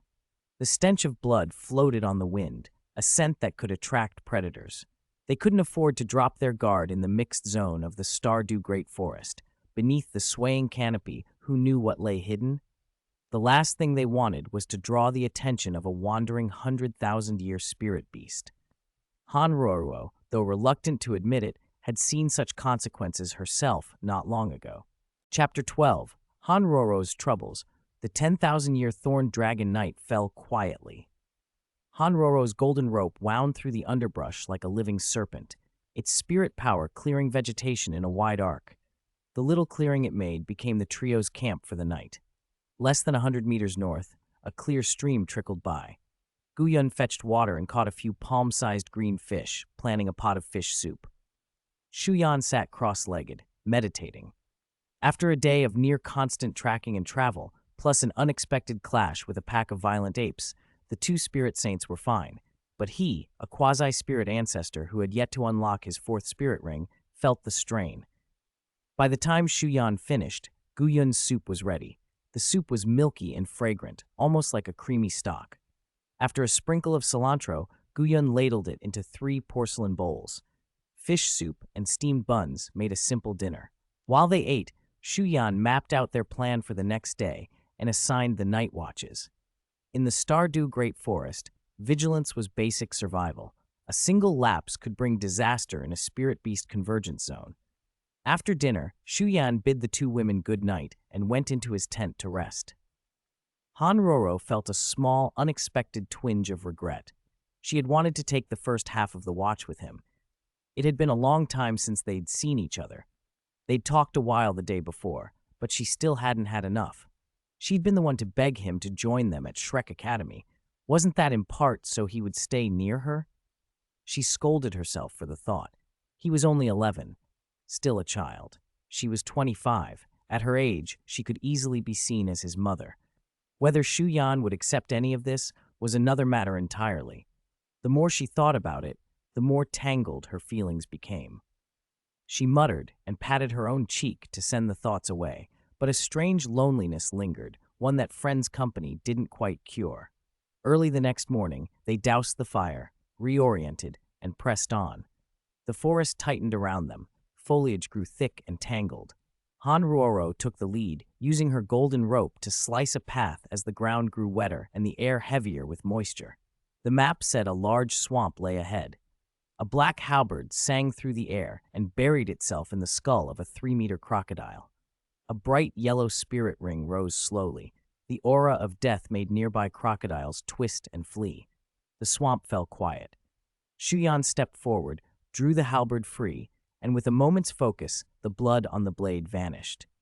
The edge of the aura is around here. If nothing weird happened, it shouldn't have gone far, Shu Yan said, eyes closed as he probed the faint residual scent in the air.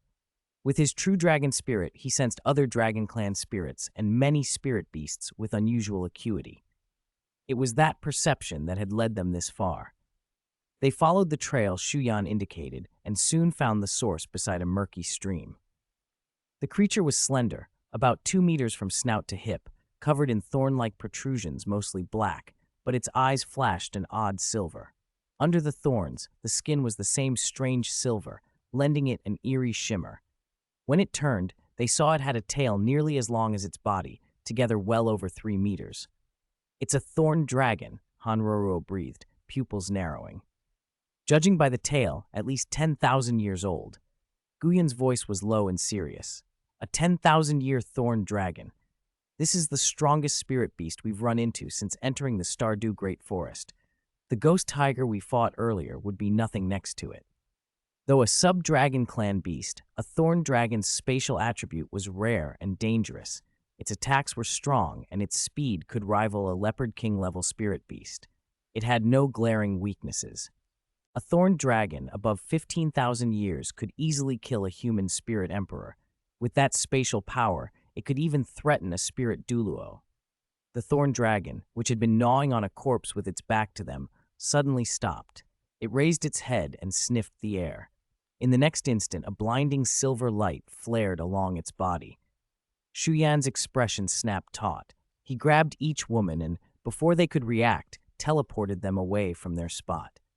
Less than a second after they vanished, a thunderous slash of silver smashed down where they had stood, carving a 3-meter crater. When its thorns flash silver, the spatial energy inside it is surging. Be careful, Shu Yan warned in a whisper as he let go of their hands.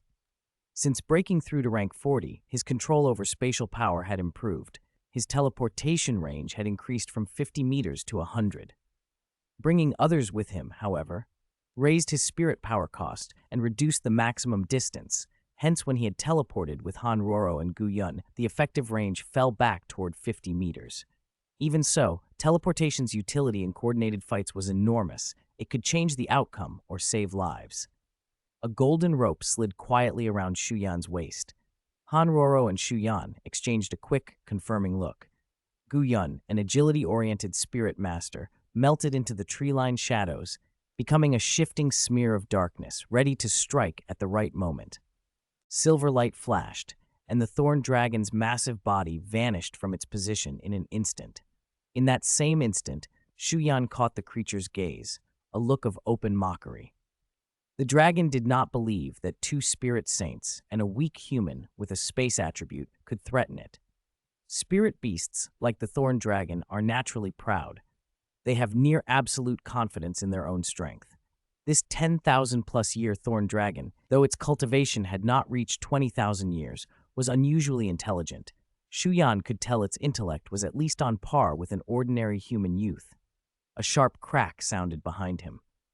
Shu Yan tensed and reacted instantly. Silver and black dragon claws slammed together in midair, sending a shower of sparks. The impact threw Shu Yan backward at high speed.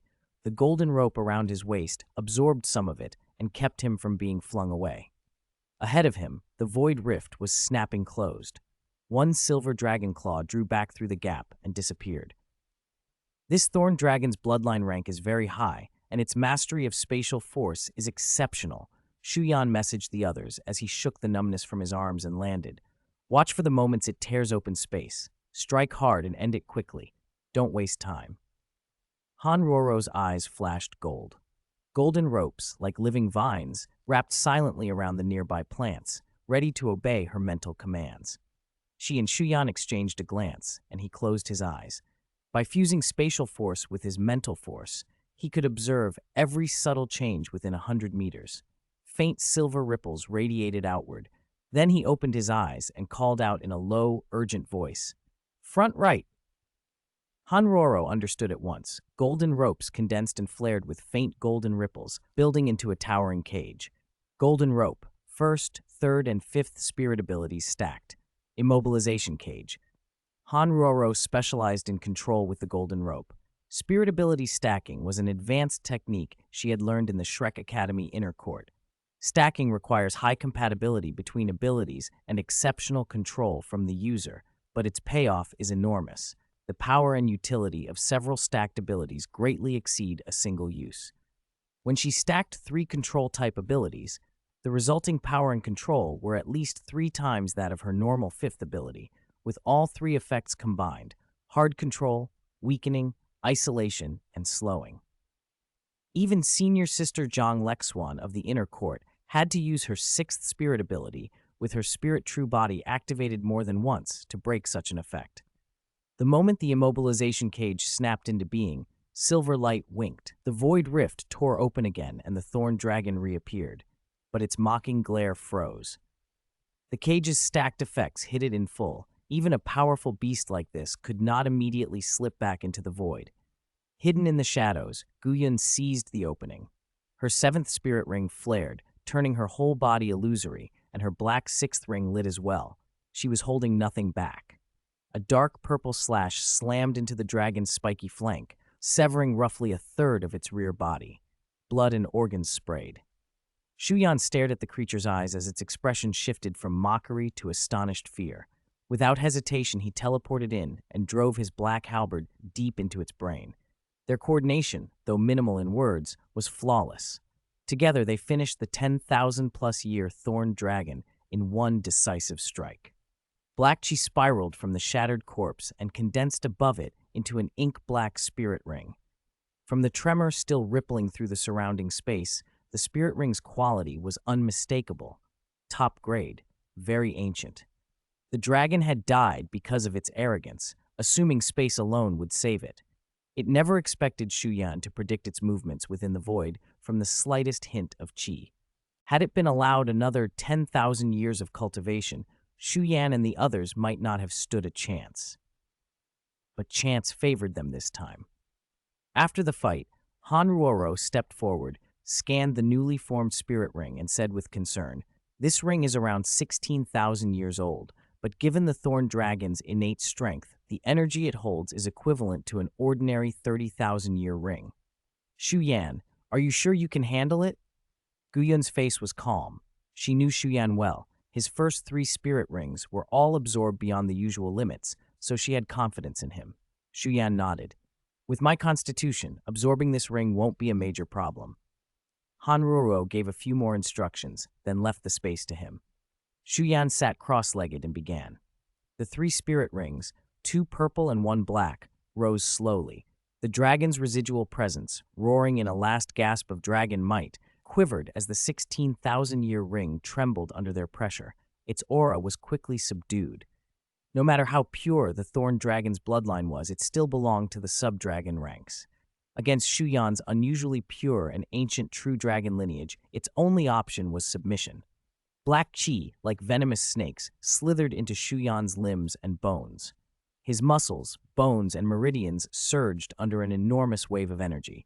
The sensation was beyond pain, a tearing soreness, a weakening that was maddening, as if ants crawled under his skin, testing his constitution and resolve. The dragon's fading spirit, already listless from bloodline suppression, was trivial in comparison. With a portion of his mental force, Shu Yan easily pacified it and let it nourish his mental sea. The absorption took about an hour and a half. Shu Yan's face never changed. He had endured this before and was prepared. In the middle and late stages, he allocated the incoming spirit power with care, making sure the energy reached every inch of his flesh and blood, maximizing the benefit. As the worst of the pain ebbed, it was replaced by a refreshing rebirth. When the absorption finished, the 3 dealt with the carcass together. Guyun let out a small cry as she retrieved a complete right leg bone from the severed hind limb she had cut free. It glowed with a faint inner light, like silvered amber. Shu Yan and Hanruoro exchanged stunned looks, then joy welled up in both of them. The right leg bone of a 16,000-year thorn dragon bore the spatial attribute. It is well known that absorbing a spirit ring and a spirit bone from the same beast produces an effect greater than the sum of its parts.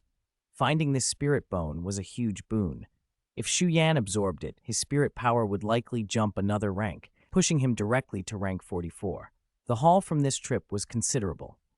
PS1. In Douluo Dalu 2, aside from head, and torso spirit bones, the bones of the other 4 limbs can be replaced later by secret techniques or other methods. PS2. Douluo Dalu 2 also includes secret method spirit bones. Advancing a spirit bone's age is not difficult at later stages. Early on, adaptability and function matter most. Whether age advancement occurs ultimately depends on the author. Chapter 14. Shrek City, the former 7 devils. After completing the absorption, the 3 did not linger in the Star-Do Great Forest. They set off overnight for Shrek City, flying northwest with the outer edge of the forest 100 meters beneath them. The roars of countless low-level spirit beasts rose from below, but the trio were unaffected. They vanished together into the distant sky. The place where they had hunted the thorn dragon was already not far from Shrek Academy, and since all 3 could fly, by the morning of the 2nd day, they had reached the Limaping Plain where Shrek Academy stood. The wide, straight road into the city teemed with people. Carriage wheels clattered over the pavement.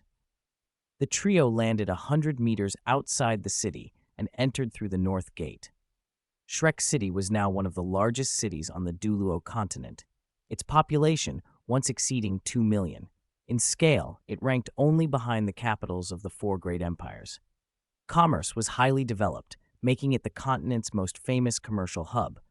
Merchants from the 3 great empires arrived and departed every day. Shrek City's prosperity rested on 2 things: its strategic position at the crossroads of the 3 great empires and a high level of security. Except in a few specific situations, Shrek Academy's enforcement team patrolled the city continuously. Combined with the Academy's strict laws, crimes like rape and kidnapping were very rare here. The streets were broad, clean, and lined with stalls. It was lively, maybe even a little noisy.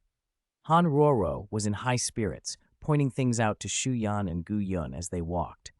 She had come to Shrek Academy at 12 and had spent 13 years there. Even though she rarely left the academy, she knew the city intimately by immersion. It took them nearly 2 hours to reach the academy gate. At the gate, Han Ruoro suddenly slapped her forehead, then turned to Shu Yan with a hesitant look. Yan, the academy's enrollment date for this year has already passed, so, Shu Yan smiled at her worry. He produced a platinum envelope from his storage spirit tool, the academy's beast emblem embossed on it. A recommendation personally written by Dean Yan Xiaozhe of Shrek Academy, Ruo Ruo. Do you still think timing matters when I enroll with this? Oh. Han Ruo brightened, then laughed. I forgot. Grandfather Shu is an inner courtyard graduate and a former Shrek 7 devil himself. He's also Dean Yan's senior. Shu Yan only smiled, then looked up at the imposing gate and motioned for them to enter. Inside the academy, the bustle of the city fell away. The grounds were so quiet that even footsteps sounded loud. The environment was tranquil and beautiful, broad avenues planted with carefully trimmed trees and flowers, a gentle breeze bringing the scent of blossoms. A few hundred meters in, the path opened onto a display of 10 enormous granite statues, the former 7 devils and the 3 Shrek founders. Shu Yan's gaze swept over them and lingered briefly on the center statue. He gave only a cursory look to the others. Han Ruoruo didn't bother explaining. The legends of these figures were known across the continent. Both she and Shu Yan, by virtue of their backgrounds, understood those stories well and knew some of the academy's more private histories. Gu Yun's attention was drawn to a statue of a full-figured, graceful woman with dark hair. For some reason, the woman's bearing felt oddly familiar. It was a strange, unplaceable sense, perhaps because Gu Yun also had a dark element cat spirit, or maybe it was just a moment of recognition for no specific reason. She lowered her head and thought, can't see the toes, but the similarity lingered. Past the statues, the path forked. Han Roro led them left toward the larger cluster of buildings. The smaller area on the right is the Soul Guiding Device Department, she said as they walked. It's pretty separate from the Martial Soul Department. They have fewer students and fewer resources, though their funding for spirit tool production has been good. Still, it's been a bit quiet over there in recent years. Han Roro wasn't opposed to spirit tools. The Han family embraced them. Over half the spirit tool trade in the dueling empire was controlled by the Hans. The flying spirit tool Han Roro had used earlier was crafted by 2 7th-rank soul-guiding device masters employed by her family. It might not match the finest tools from the Sun-Moon Empire, but it was excellent on this side of the continent. They walked along a lakeside path, the trees parting to reveal a broad expanse of water in the distance, the legendary Sea God Lake. The inner courtyard of Shrek Academy was built on an island at its center. After 20 minutes, the path narrowed and opened onto a large plaza backed by tall academic buildings of various colors. Many outer courtyard students in white and yellow uniforms walked in small groups, glancing curiously at the newcomers. Shu Yan and his companions were an attractive trio. A few boys and girls tossed admiring looks their way. After passing several teaching buildings, they reached an office-like structure. Hanroro stopped. Yan, I'll take you to Director Du, head of the outer courtyard, first. The academy has rules. Even as an inner courtyard student, I shouldn't just lead you straight into the inner courtyard. Let Director Du handle it. It won't take long. Shu Yan nodded. As a newcomer, the courtesy was necessary. They entered the office building behind a purple and black teaching block, and a distinctive scent drifted out, richer than the faint fragrance of tranquil soul wood, like a special incense. They had barely taken 2 steps when the sound of approaching footsteps came from a distant corner. An elderly woman emerged, medium height, wrinkled, white hair coiled on her head. She looked severe and hard, but her eyes were unusually sharp, giving her a keen, penetrating air. Teacher Zhou, Han Roro greeted without changing expression. Zhou Yi glanced over them and gave a soft hum. Her voice was hoarse, as if something scraped at her throat. As they passed, she fixed Shu Yan with a look that held an odd, difficult-to-define intensity. Shu Yan noted the glance, shrugged mentally. He hadn't expected to meet Zhou Yi here, and he found his first impression of her decidedly unfavorable, then continued following Han Ruoro. Chapter 15. Douluo, shocked. As they climbed the stairs, Han Ruoro tilted her head and whispered, "That old woman just now was Zhou Yi, a third-year teacher at the academy. Her personality is exactly what you saw. She's very unpopular with the outer courtyard students. I heard a lot of complaints have been leveled against her recently, and with the low promotion rates in her classes, after this year she'll probably be relegated to teaching the incoming freshmen. Poor whoever gets stuck with her next year," she added with a hint of sympathy. Shu Yan only smiled slightly. His mind was elsewhere. When they reached the top floor, Han Ruoro knocked on the innermost door. After a voice answered, she turned to Shu Yan, winked, and pushed the door open. The office was simply furnished. A huge desk dominated one side, and by the window were two small sofas and a crystal coffee table. The man behind the desk looked to be about 40, tall, dark-featured, clean-shaven, with a stern expression that made him seem unapproachable. The instant he saw Han Ruoro leading 3 students in, his face visibly softened and a stiff smile appeared. "Student Han, what brings you here?" Han Ruoro smiled gently. "Director Du, what do you mean? If nothing's wrong, can't we just come sit with you?" Douluo blinked, then rubbed his forehead in a helpless gesture.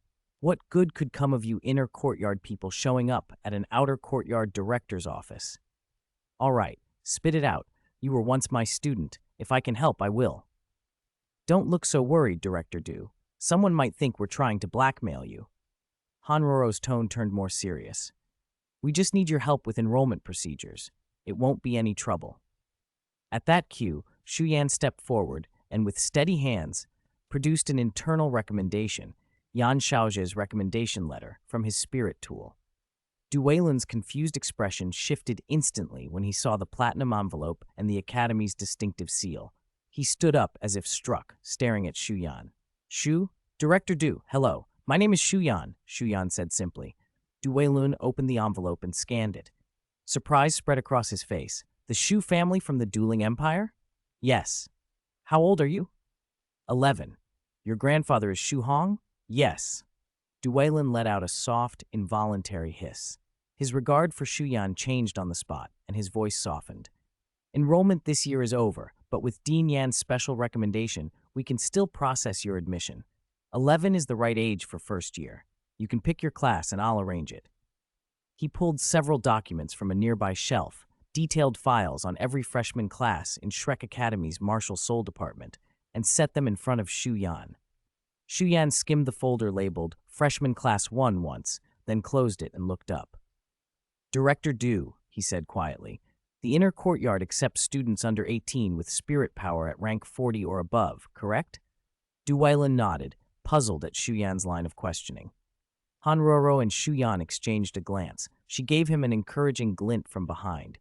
Shu Yan's expression hardened into a faint smile as he continued, "Then please contact Dean Yan for me. I'd like to take the inner courtyard promotion assessment and enter the inner courtyard directly." Douluo's face froze. He frowned. "Student Shu, to enter the inner courtyard, an assessor must be at least spirit ancestor realm, and even then an internal recommendation from an inner courtyard student is required for outsiders or outer courtyard students. You're only 11. You should be focusing on building a solid foundation. Tell me your spirit power, rank first, and we'll decide what grade you should be placed in."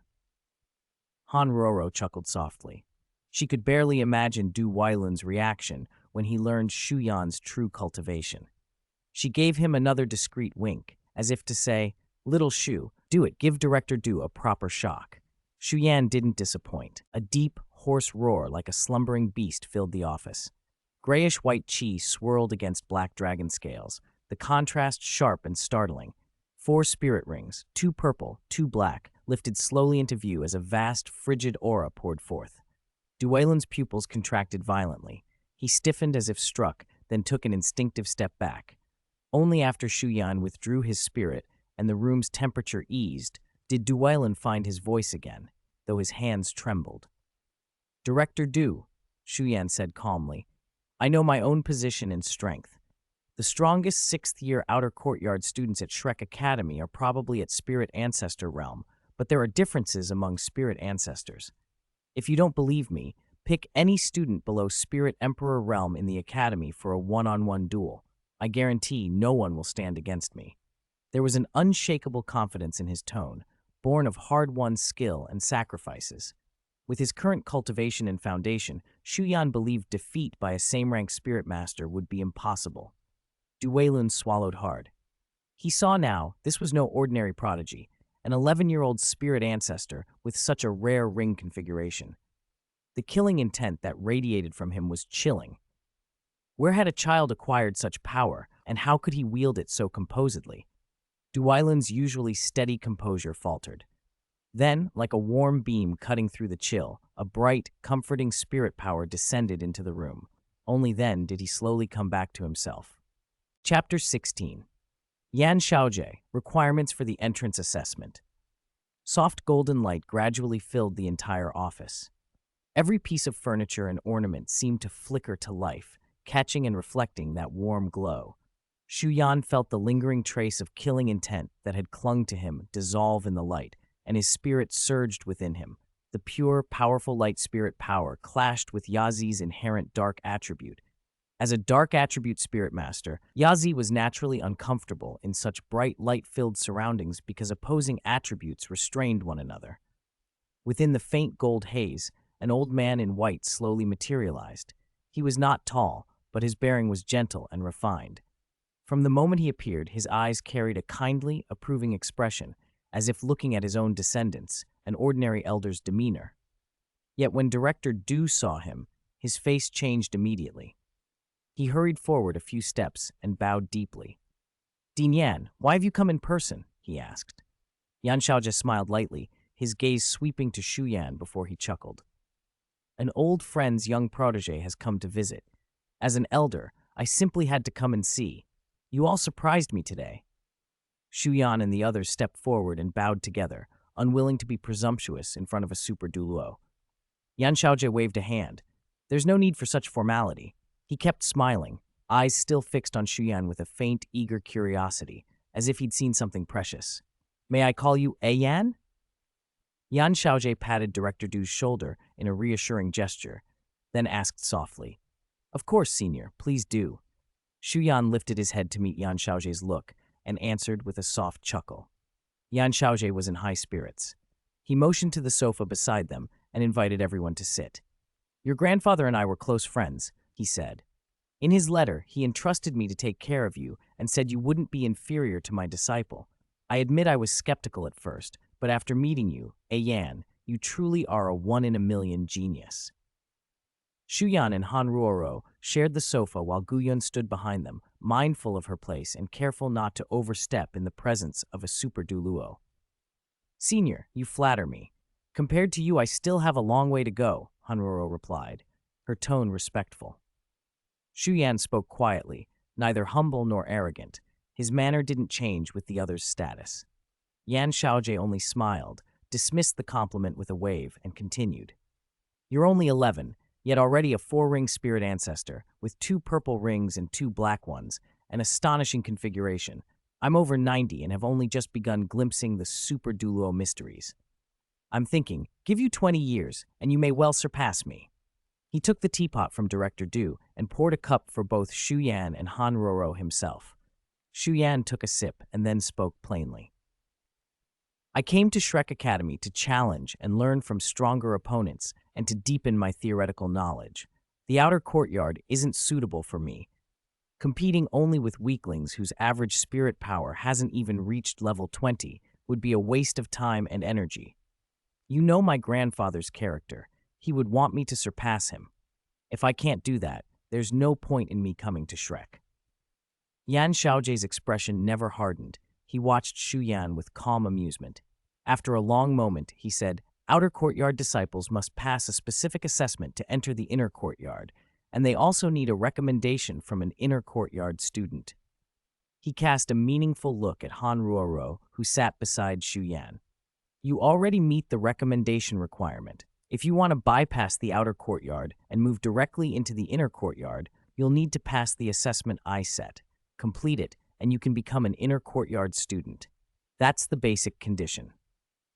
I accept the assessment, Shu Yan said immediately. Yan Xiaozhe nodded in approval, set down his cup, and rose slowly. Good. Very ambitious. This afternoon I'll arrange 5 sixth-year outer courtyard students and 1 inner courtyard student to fight you. Don't worry, the inner courtyard combatant's cultivation won't exceed level 60. He moved toward the door, then paused and turned back. Shrek Academy forbids outside powerhouses from entering the grounds at will. It's a rule. I'll personally explain the situation to the shadow guards who escorted you. Once you're on academy grounds, the school takes responsibility for your safety. Don't worry about that. Just prepare for the assessment this afternoon. Shu Yan watched Yan Xiaozhe's figure recede down the corridor, and only when the old man was gone did he let out a quiet sigh of relief. Director Du, who had stood like a statue behind them, blinked and came back to himself. He looked at Shu Yan with a mixture of admiration and astonishment and sighed. I'm old, but with talents like you emerging among the younger generation, the future of spirit masters will flourish. Student Shu, you are the most individualistic young person I've seen in decades. I have high hopes for you. I hope you pass the assessment this afternoon and shine in Shrek Academy and in the entire Spirit Master world. Then I must thank Director Du very much, Han Roro said, speaking for Shu Yan. Her eyes were full of pride as she reached out to try to pat Shu Yan on the head. Shu Yan tilted his head and dodged her playful hand with a slightly helpless look. Roroje, Director Du is still here. Director Du watched their teasing with a broad smile, but his expression fell into a wistful memory for a moment. Memories of a woman from long ago. She had married and had children. The past and the present had become only regret. Gu Yun smiled quietly. She had understood Yan Xiaozhe's meaning earlier and had long suspected this would come. She couldn't always stay by Shu Yan's side. Every child must eventually spread their wings and fly. When that day came, her role beside him would inevitably fade. Chapter 17. The Gap Between the Outer Courtyard and the Inner Courtyard. Shu Yan wasn't worried about the afternoon assessment. Han Roro was confident in him. After politely declining Du Weilin's offer to arrange temporary lodging, she led Shu Yan down the small path along Sea God Lake.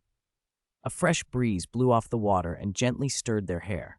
Most of the willows by the lake were old, their trunks rough, but the dangling branches were lush and tender. The scenery put people in a good mood. Han Roro's face showed it. When I was still in the outer courtyard, I loved walking this path, she said, hands clasped behind her back. Turning to Shu Yan, she smiled with a rare girlishness. After I moved to the inner courtyard, life got so busy I spent most of my time in the library. I hardly ever came out here.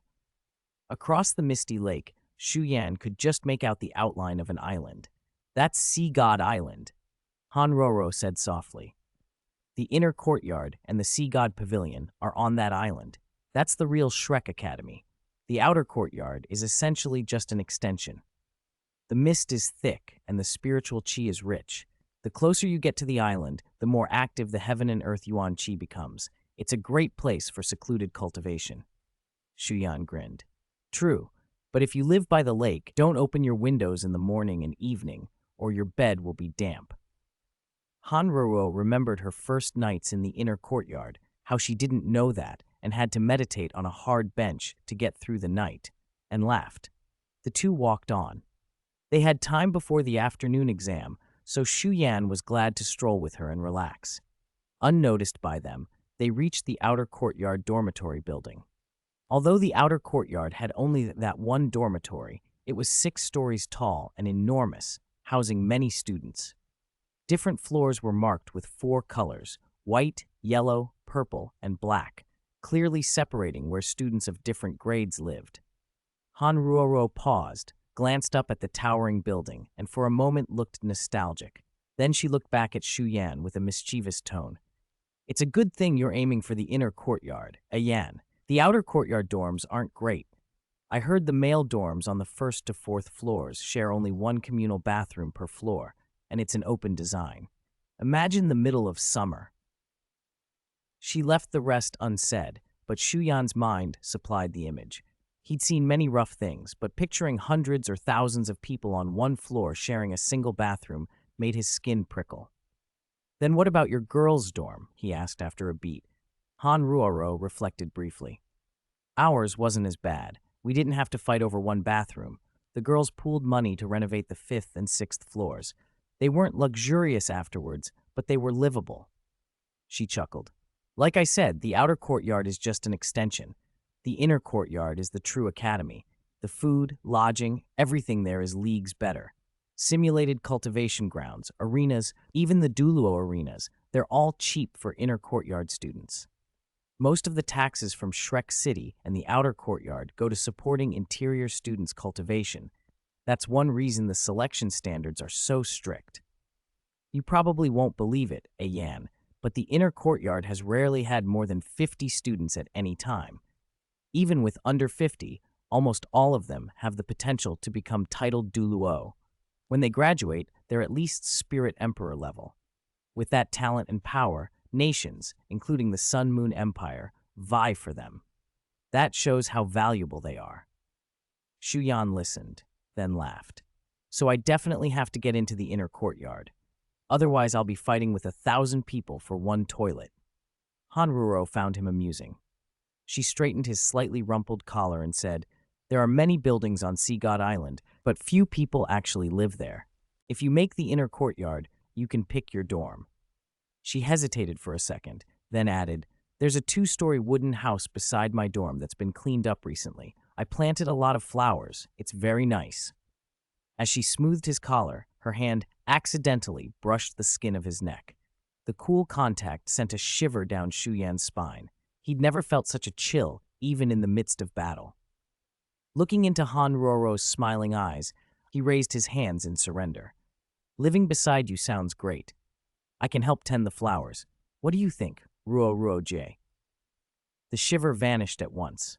Han Roro's smile stayed bright, but a faint awkwardness hung in the air. Shu Yan couldn't quite name why. They passed the white building's entrance. Many new students in white uniforms came and went, but the old wooden rocking chair beside the door was empty. A breeze nudged it into a small arc, as if someone had just risen from it. The sight felt lonely and twilight-tinged. Shu Yan pulled his gaze away without thinking too much of it. Han Ruoro led him off campus. The outer courtyard cafeteria was shabby, the food mediocre, and the rules strict. She preferred not to eat there and knew a good little restaurant in Shrek City. Shu Yan smiled helplessly and let the playful Han Ruoro pull him along. The outer courtyard students watching them pass by likely thought they were 2 seniors strolling affectionately. Their clear, envious looks showed an innocence that hadn't yet learned the harder parts of the world.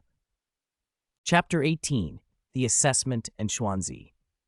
After a pleasant lunch, the afternoon came around quickly. Duwailin, director of the outer courtyard, remained to see Shu Yan and Han Ruoruo off. He slipped a few quiet instructions to them, then led them to the outer courtyard's Dohun district. "Dean Yan asked me to pick the 5 6th graders most likely to enter the inner courtyard," Duwailin said as they walked. "Even the lowest among them is rank 44. The inner courtyard student was personally chosen by Dean Yan. Honestly, I don't even know who it is." He gave Shu Yan one last piece of advice in a kindly tone. Influenced by Shrek Academy's tradition, cowards don't get ahead, Duwailin had a good impression of Shu Yan. Shu Yan was respectful to his elders, confident and bold, traits Duwailin believed were essential for a cultivator. "Thank you for the reminder, Director Du. I'll remember," Shu Yan replied. Shu Yan mentally discounted the 5 outer courtyard spirit ancestors. His real concern was the inner courtyard student. Han Roro stole a quick glance at Duwailin too, wondering who Dean Yan might have chosen. The inner courtyard had few students, and they often met on missions, so most of them knew each other. They arrived at the Dohun district in the northwest corner of the Martial Soul Department. The hexagonal arena was roughly the size of Shrek Plaza. In the center spread a broad, scarred battlefield where countless matches had left their marks. Around it rose tiered spectator seats that could hold 2,000 to 3,000 people, though now only a handful waited in the stands.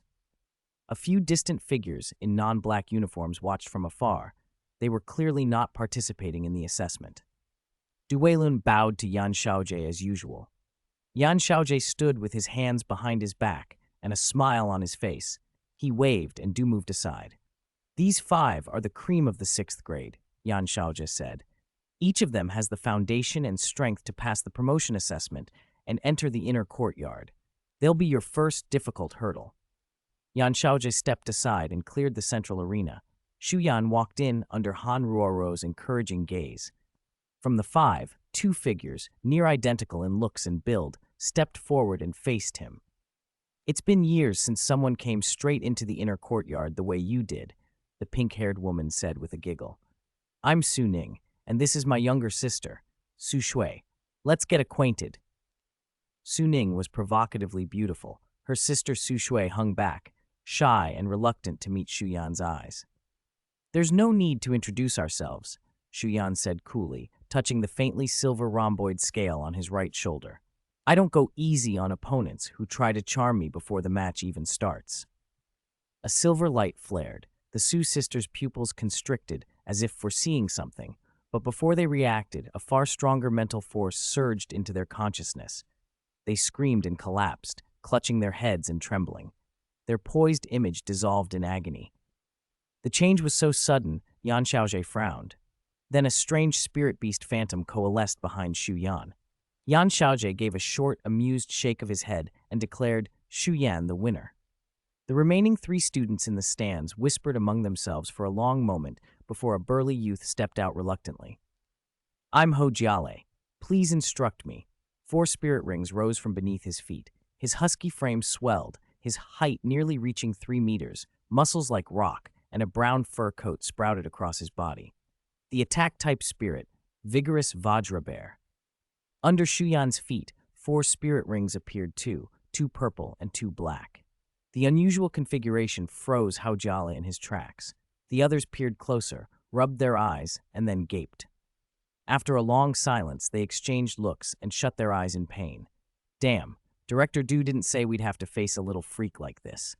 A 4-ring spirit ancestor with 2 10,000-year spirit rings? What a joke. Were they being made into clowns?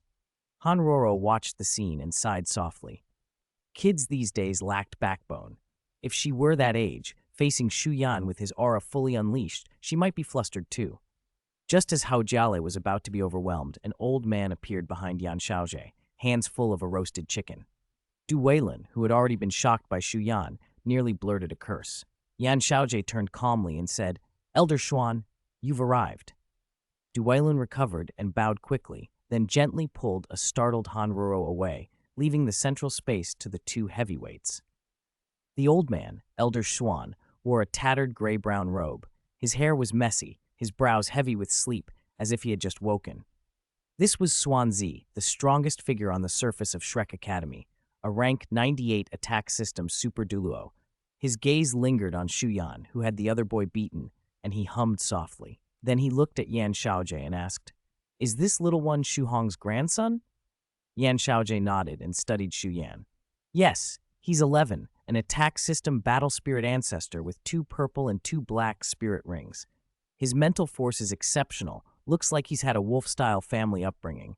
There's a lot of blood on his hands. He's a real little freak. Even someone as mighty as Xuanzi stiffened at that. His expression shifted, then he chuckled. So Shu Hong has indeed sent a remarkable genius to the academy. Interesting, very interesting. With him here, the inner courtyard won't be peaceful for long. That's fine. The academy and Elder Mu both owe the Shu family a favor. Now that they've sent this child, we can repay it and give Shu Hong's grandson a proper lesson. P.S. Confirmed update times. From now on, the first chapter will be released at 8 a.m. sharp. The second will follow 3 minutes later, at 8:03 a.m. During the new book period, I can post at most 2 chapters per update, each over 4,000 words. As always, please follow and support. Next Tuesday is coming. Please use your lucky little hands to follow and help me get an early ranking. Begging on my knees. Chapter 19. Successors and Past Favors. Yan Xiaojie smiled outwardly, but inwardly he was already making plans. As Dean of Shrek Academy, he did well in many ways, but his character had flaws. Otherwise, with his spirit and innate talent, how could he have been stuck at level 95 for so long, nearly 100 years old, and still unable to break through? Below, the match had reached its end. Hao Jiale, sobbing and snot-faced, covered his head in surrender as two teachers from the Duhun district hurried out from the shadows to carry him away for treatment. Yan Xiaojie watched them go, then turned his attention to the two remaining boys who were huddled together, trembling. His gentle smile returned. Chu Qingtian, Chai Fenghua, both of you, go up. The two called out, shivered violently. They had just seen Ho Jiale carried off bloody and defeated, and now they were being ordered to face that killing god. Truthfully, both felt the urge to run. Dean Yan, is this really necessary? We know our limits. If we go up now, besides getting beaten, I don't see how either of us will be any use. Chu Qingtian said bitterly, and Chai Fenghua nodded repeatedly. Yan Xiaojie ignored their protests and said softly, since you're already here, even a beating can be a lesson. And if you two can't hold out for 2 minutes, I'll tell your homeroom teacher to double the difficulty of every future assessment. Hearing that, Chu Qingtian and Chai Fenghua paled. Faced with the prospect of doubled assessments, they finally swallowed their fear and forced themselves to stand side by side and face Shu Yan. In the stands, Yan Xiaojie watched the uneven fight with interest. After a moment, he murmured, "This kid's close-quarters combat is nearly flawless. Some of his moves look military in origin. His instructor in that area must have been a soldier." Xuanzi nodded, a faint ripple of feeling passing over his face. The Shu family has the approval of the dueling imperial family and has been pushing military reforms. Their influence grows by the day. Give it less than 2 years, and Shu Hong may well become the most powerful figure with real authority in the whole dueling empire. But there's something else about this boy that truly surprises me, the constitution of his spirit rings. There are precedents on the continent for a 1,000-year first spirit ring, but those have been with body spirits, which makes sense because body spirits have an innate advantage in absorbing spirit rings. The Shu family, though, can stably inherit the true dragon spirit. Even so, it's unlikely for one of their descendants to take a 1,000-year ring as their first, and for the third to jump straight to a 10,000-year ring. That I can't explain. Yan Xiaojie, who had spent his life on spirit research and touched almost every spirit, had never seen such a configuration. Xuanzi only glanced at him and said casually, "It's not as strange as you think. The Yazi is a top-tier true dragon spirit. Its bloodline is so strong it doesn't fall behind even the pure-blooded blue lightning tyrant dragon. In some respects, the gluttonous divine ox spirit I have can't compare to the Yazi. That's fact. As for spirit ring age limits, the true dragon spirit grants physical strength far beyond spirit masters of the same level, close to body spirits in many ways. Combine that with the Shu family's good relations with the Ye family, and with those old benefactors lending their aid, if you can secure a continuous supply of precious resources, even a dullard can be remade into a genius. There are records on the continent of this. There are also several methods to push up the upper limit of spirit ring absorption. Whale glue and the like are only relatively common tools. If someone dares to try dangerous but decisive steps, the result is usually one of two: catastrophic failure or historic success. This kid before us is likely to be the latter. Xuanzi paused, then added softly, "A few years back I heard rumors that the dueling imperial family and the Shu family signed a special agreement. I don't know the exact terms, but I suspect it's about cultivating a successor, someone capable of carrying the dueling banner in the Spirit Master world. The dueling empire lacks powerful native sects or families to offer, so their influence in the Spirit Master world is weak. That's why Tianyang was once cultivated with the nation's resources when he first rose. But Tianyang is old now. He won't last many more decades.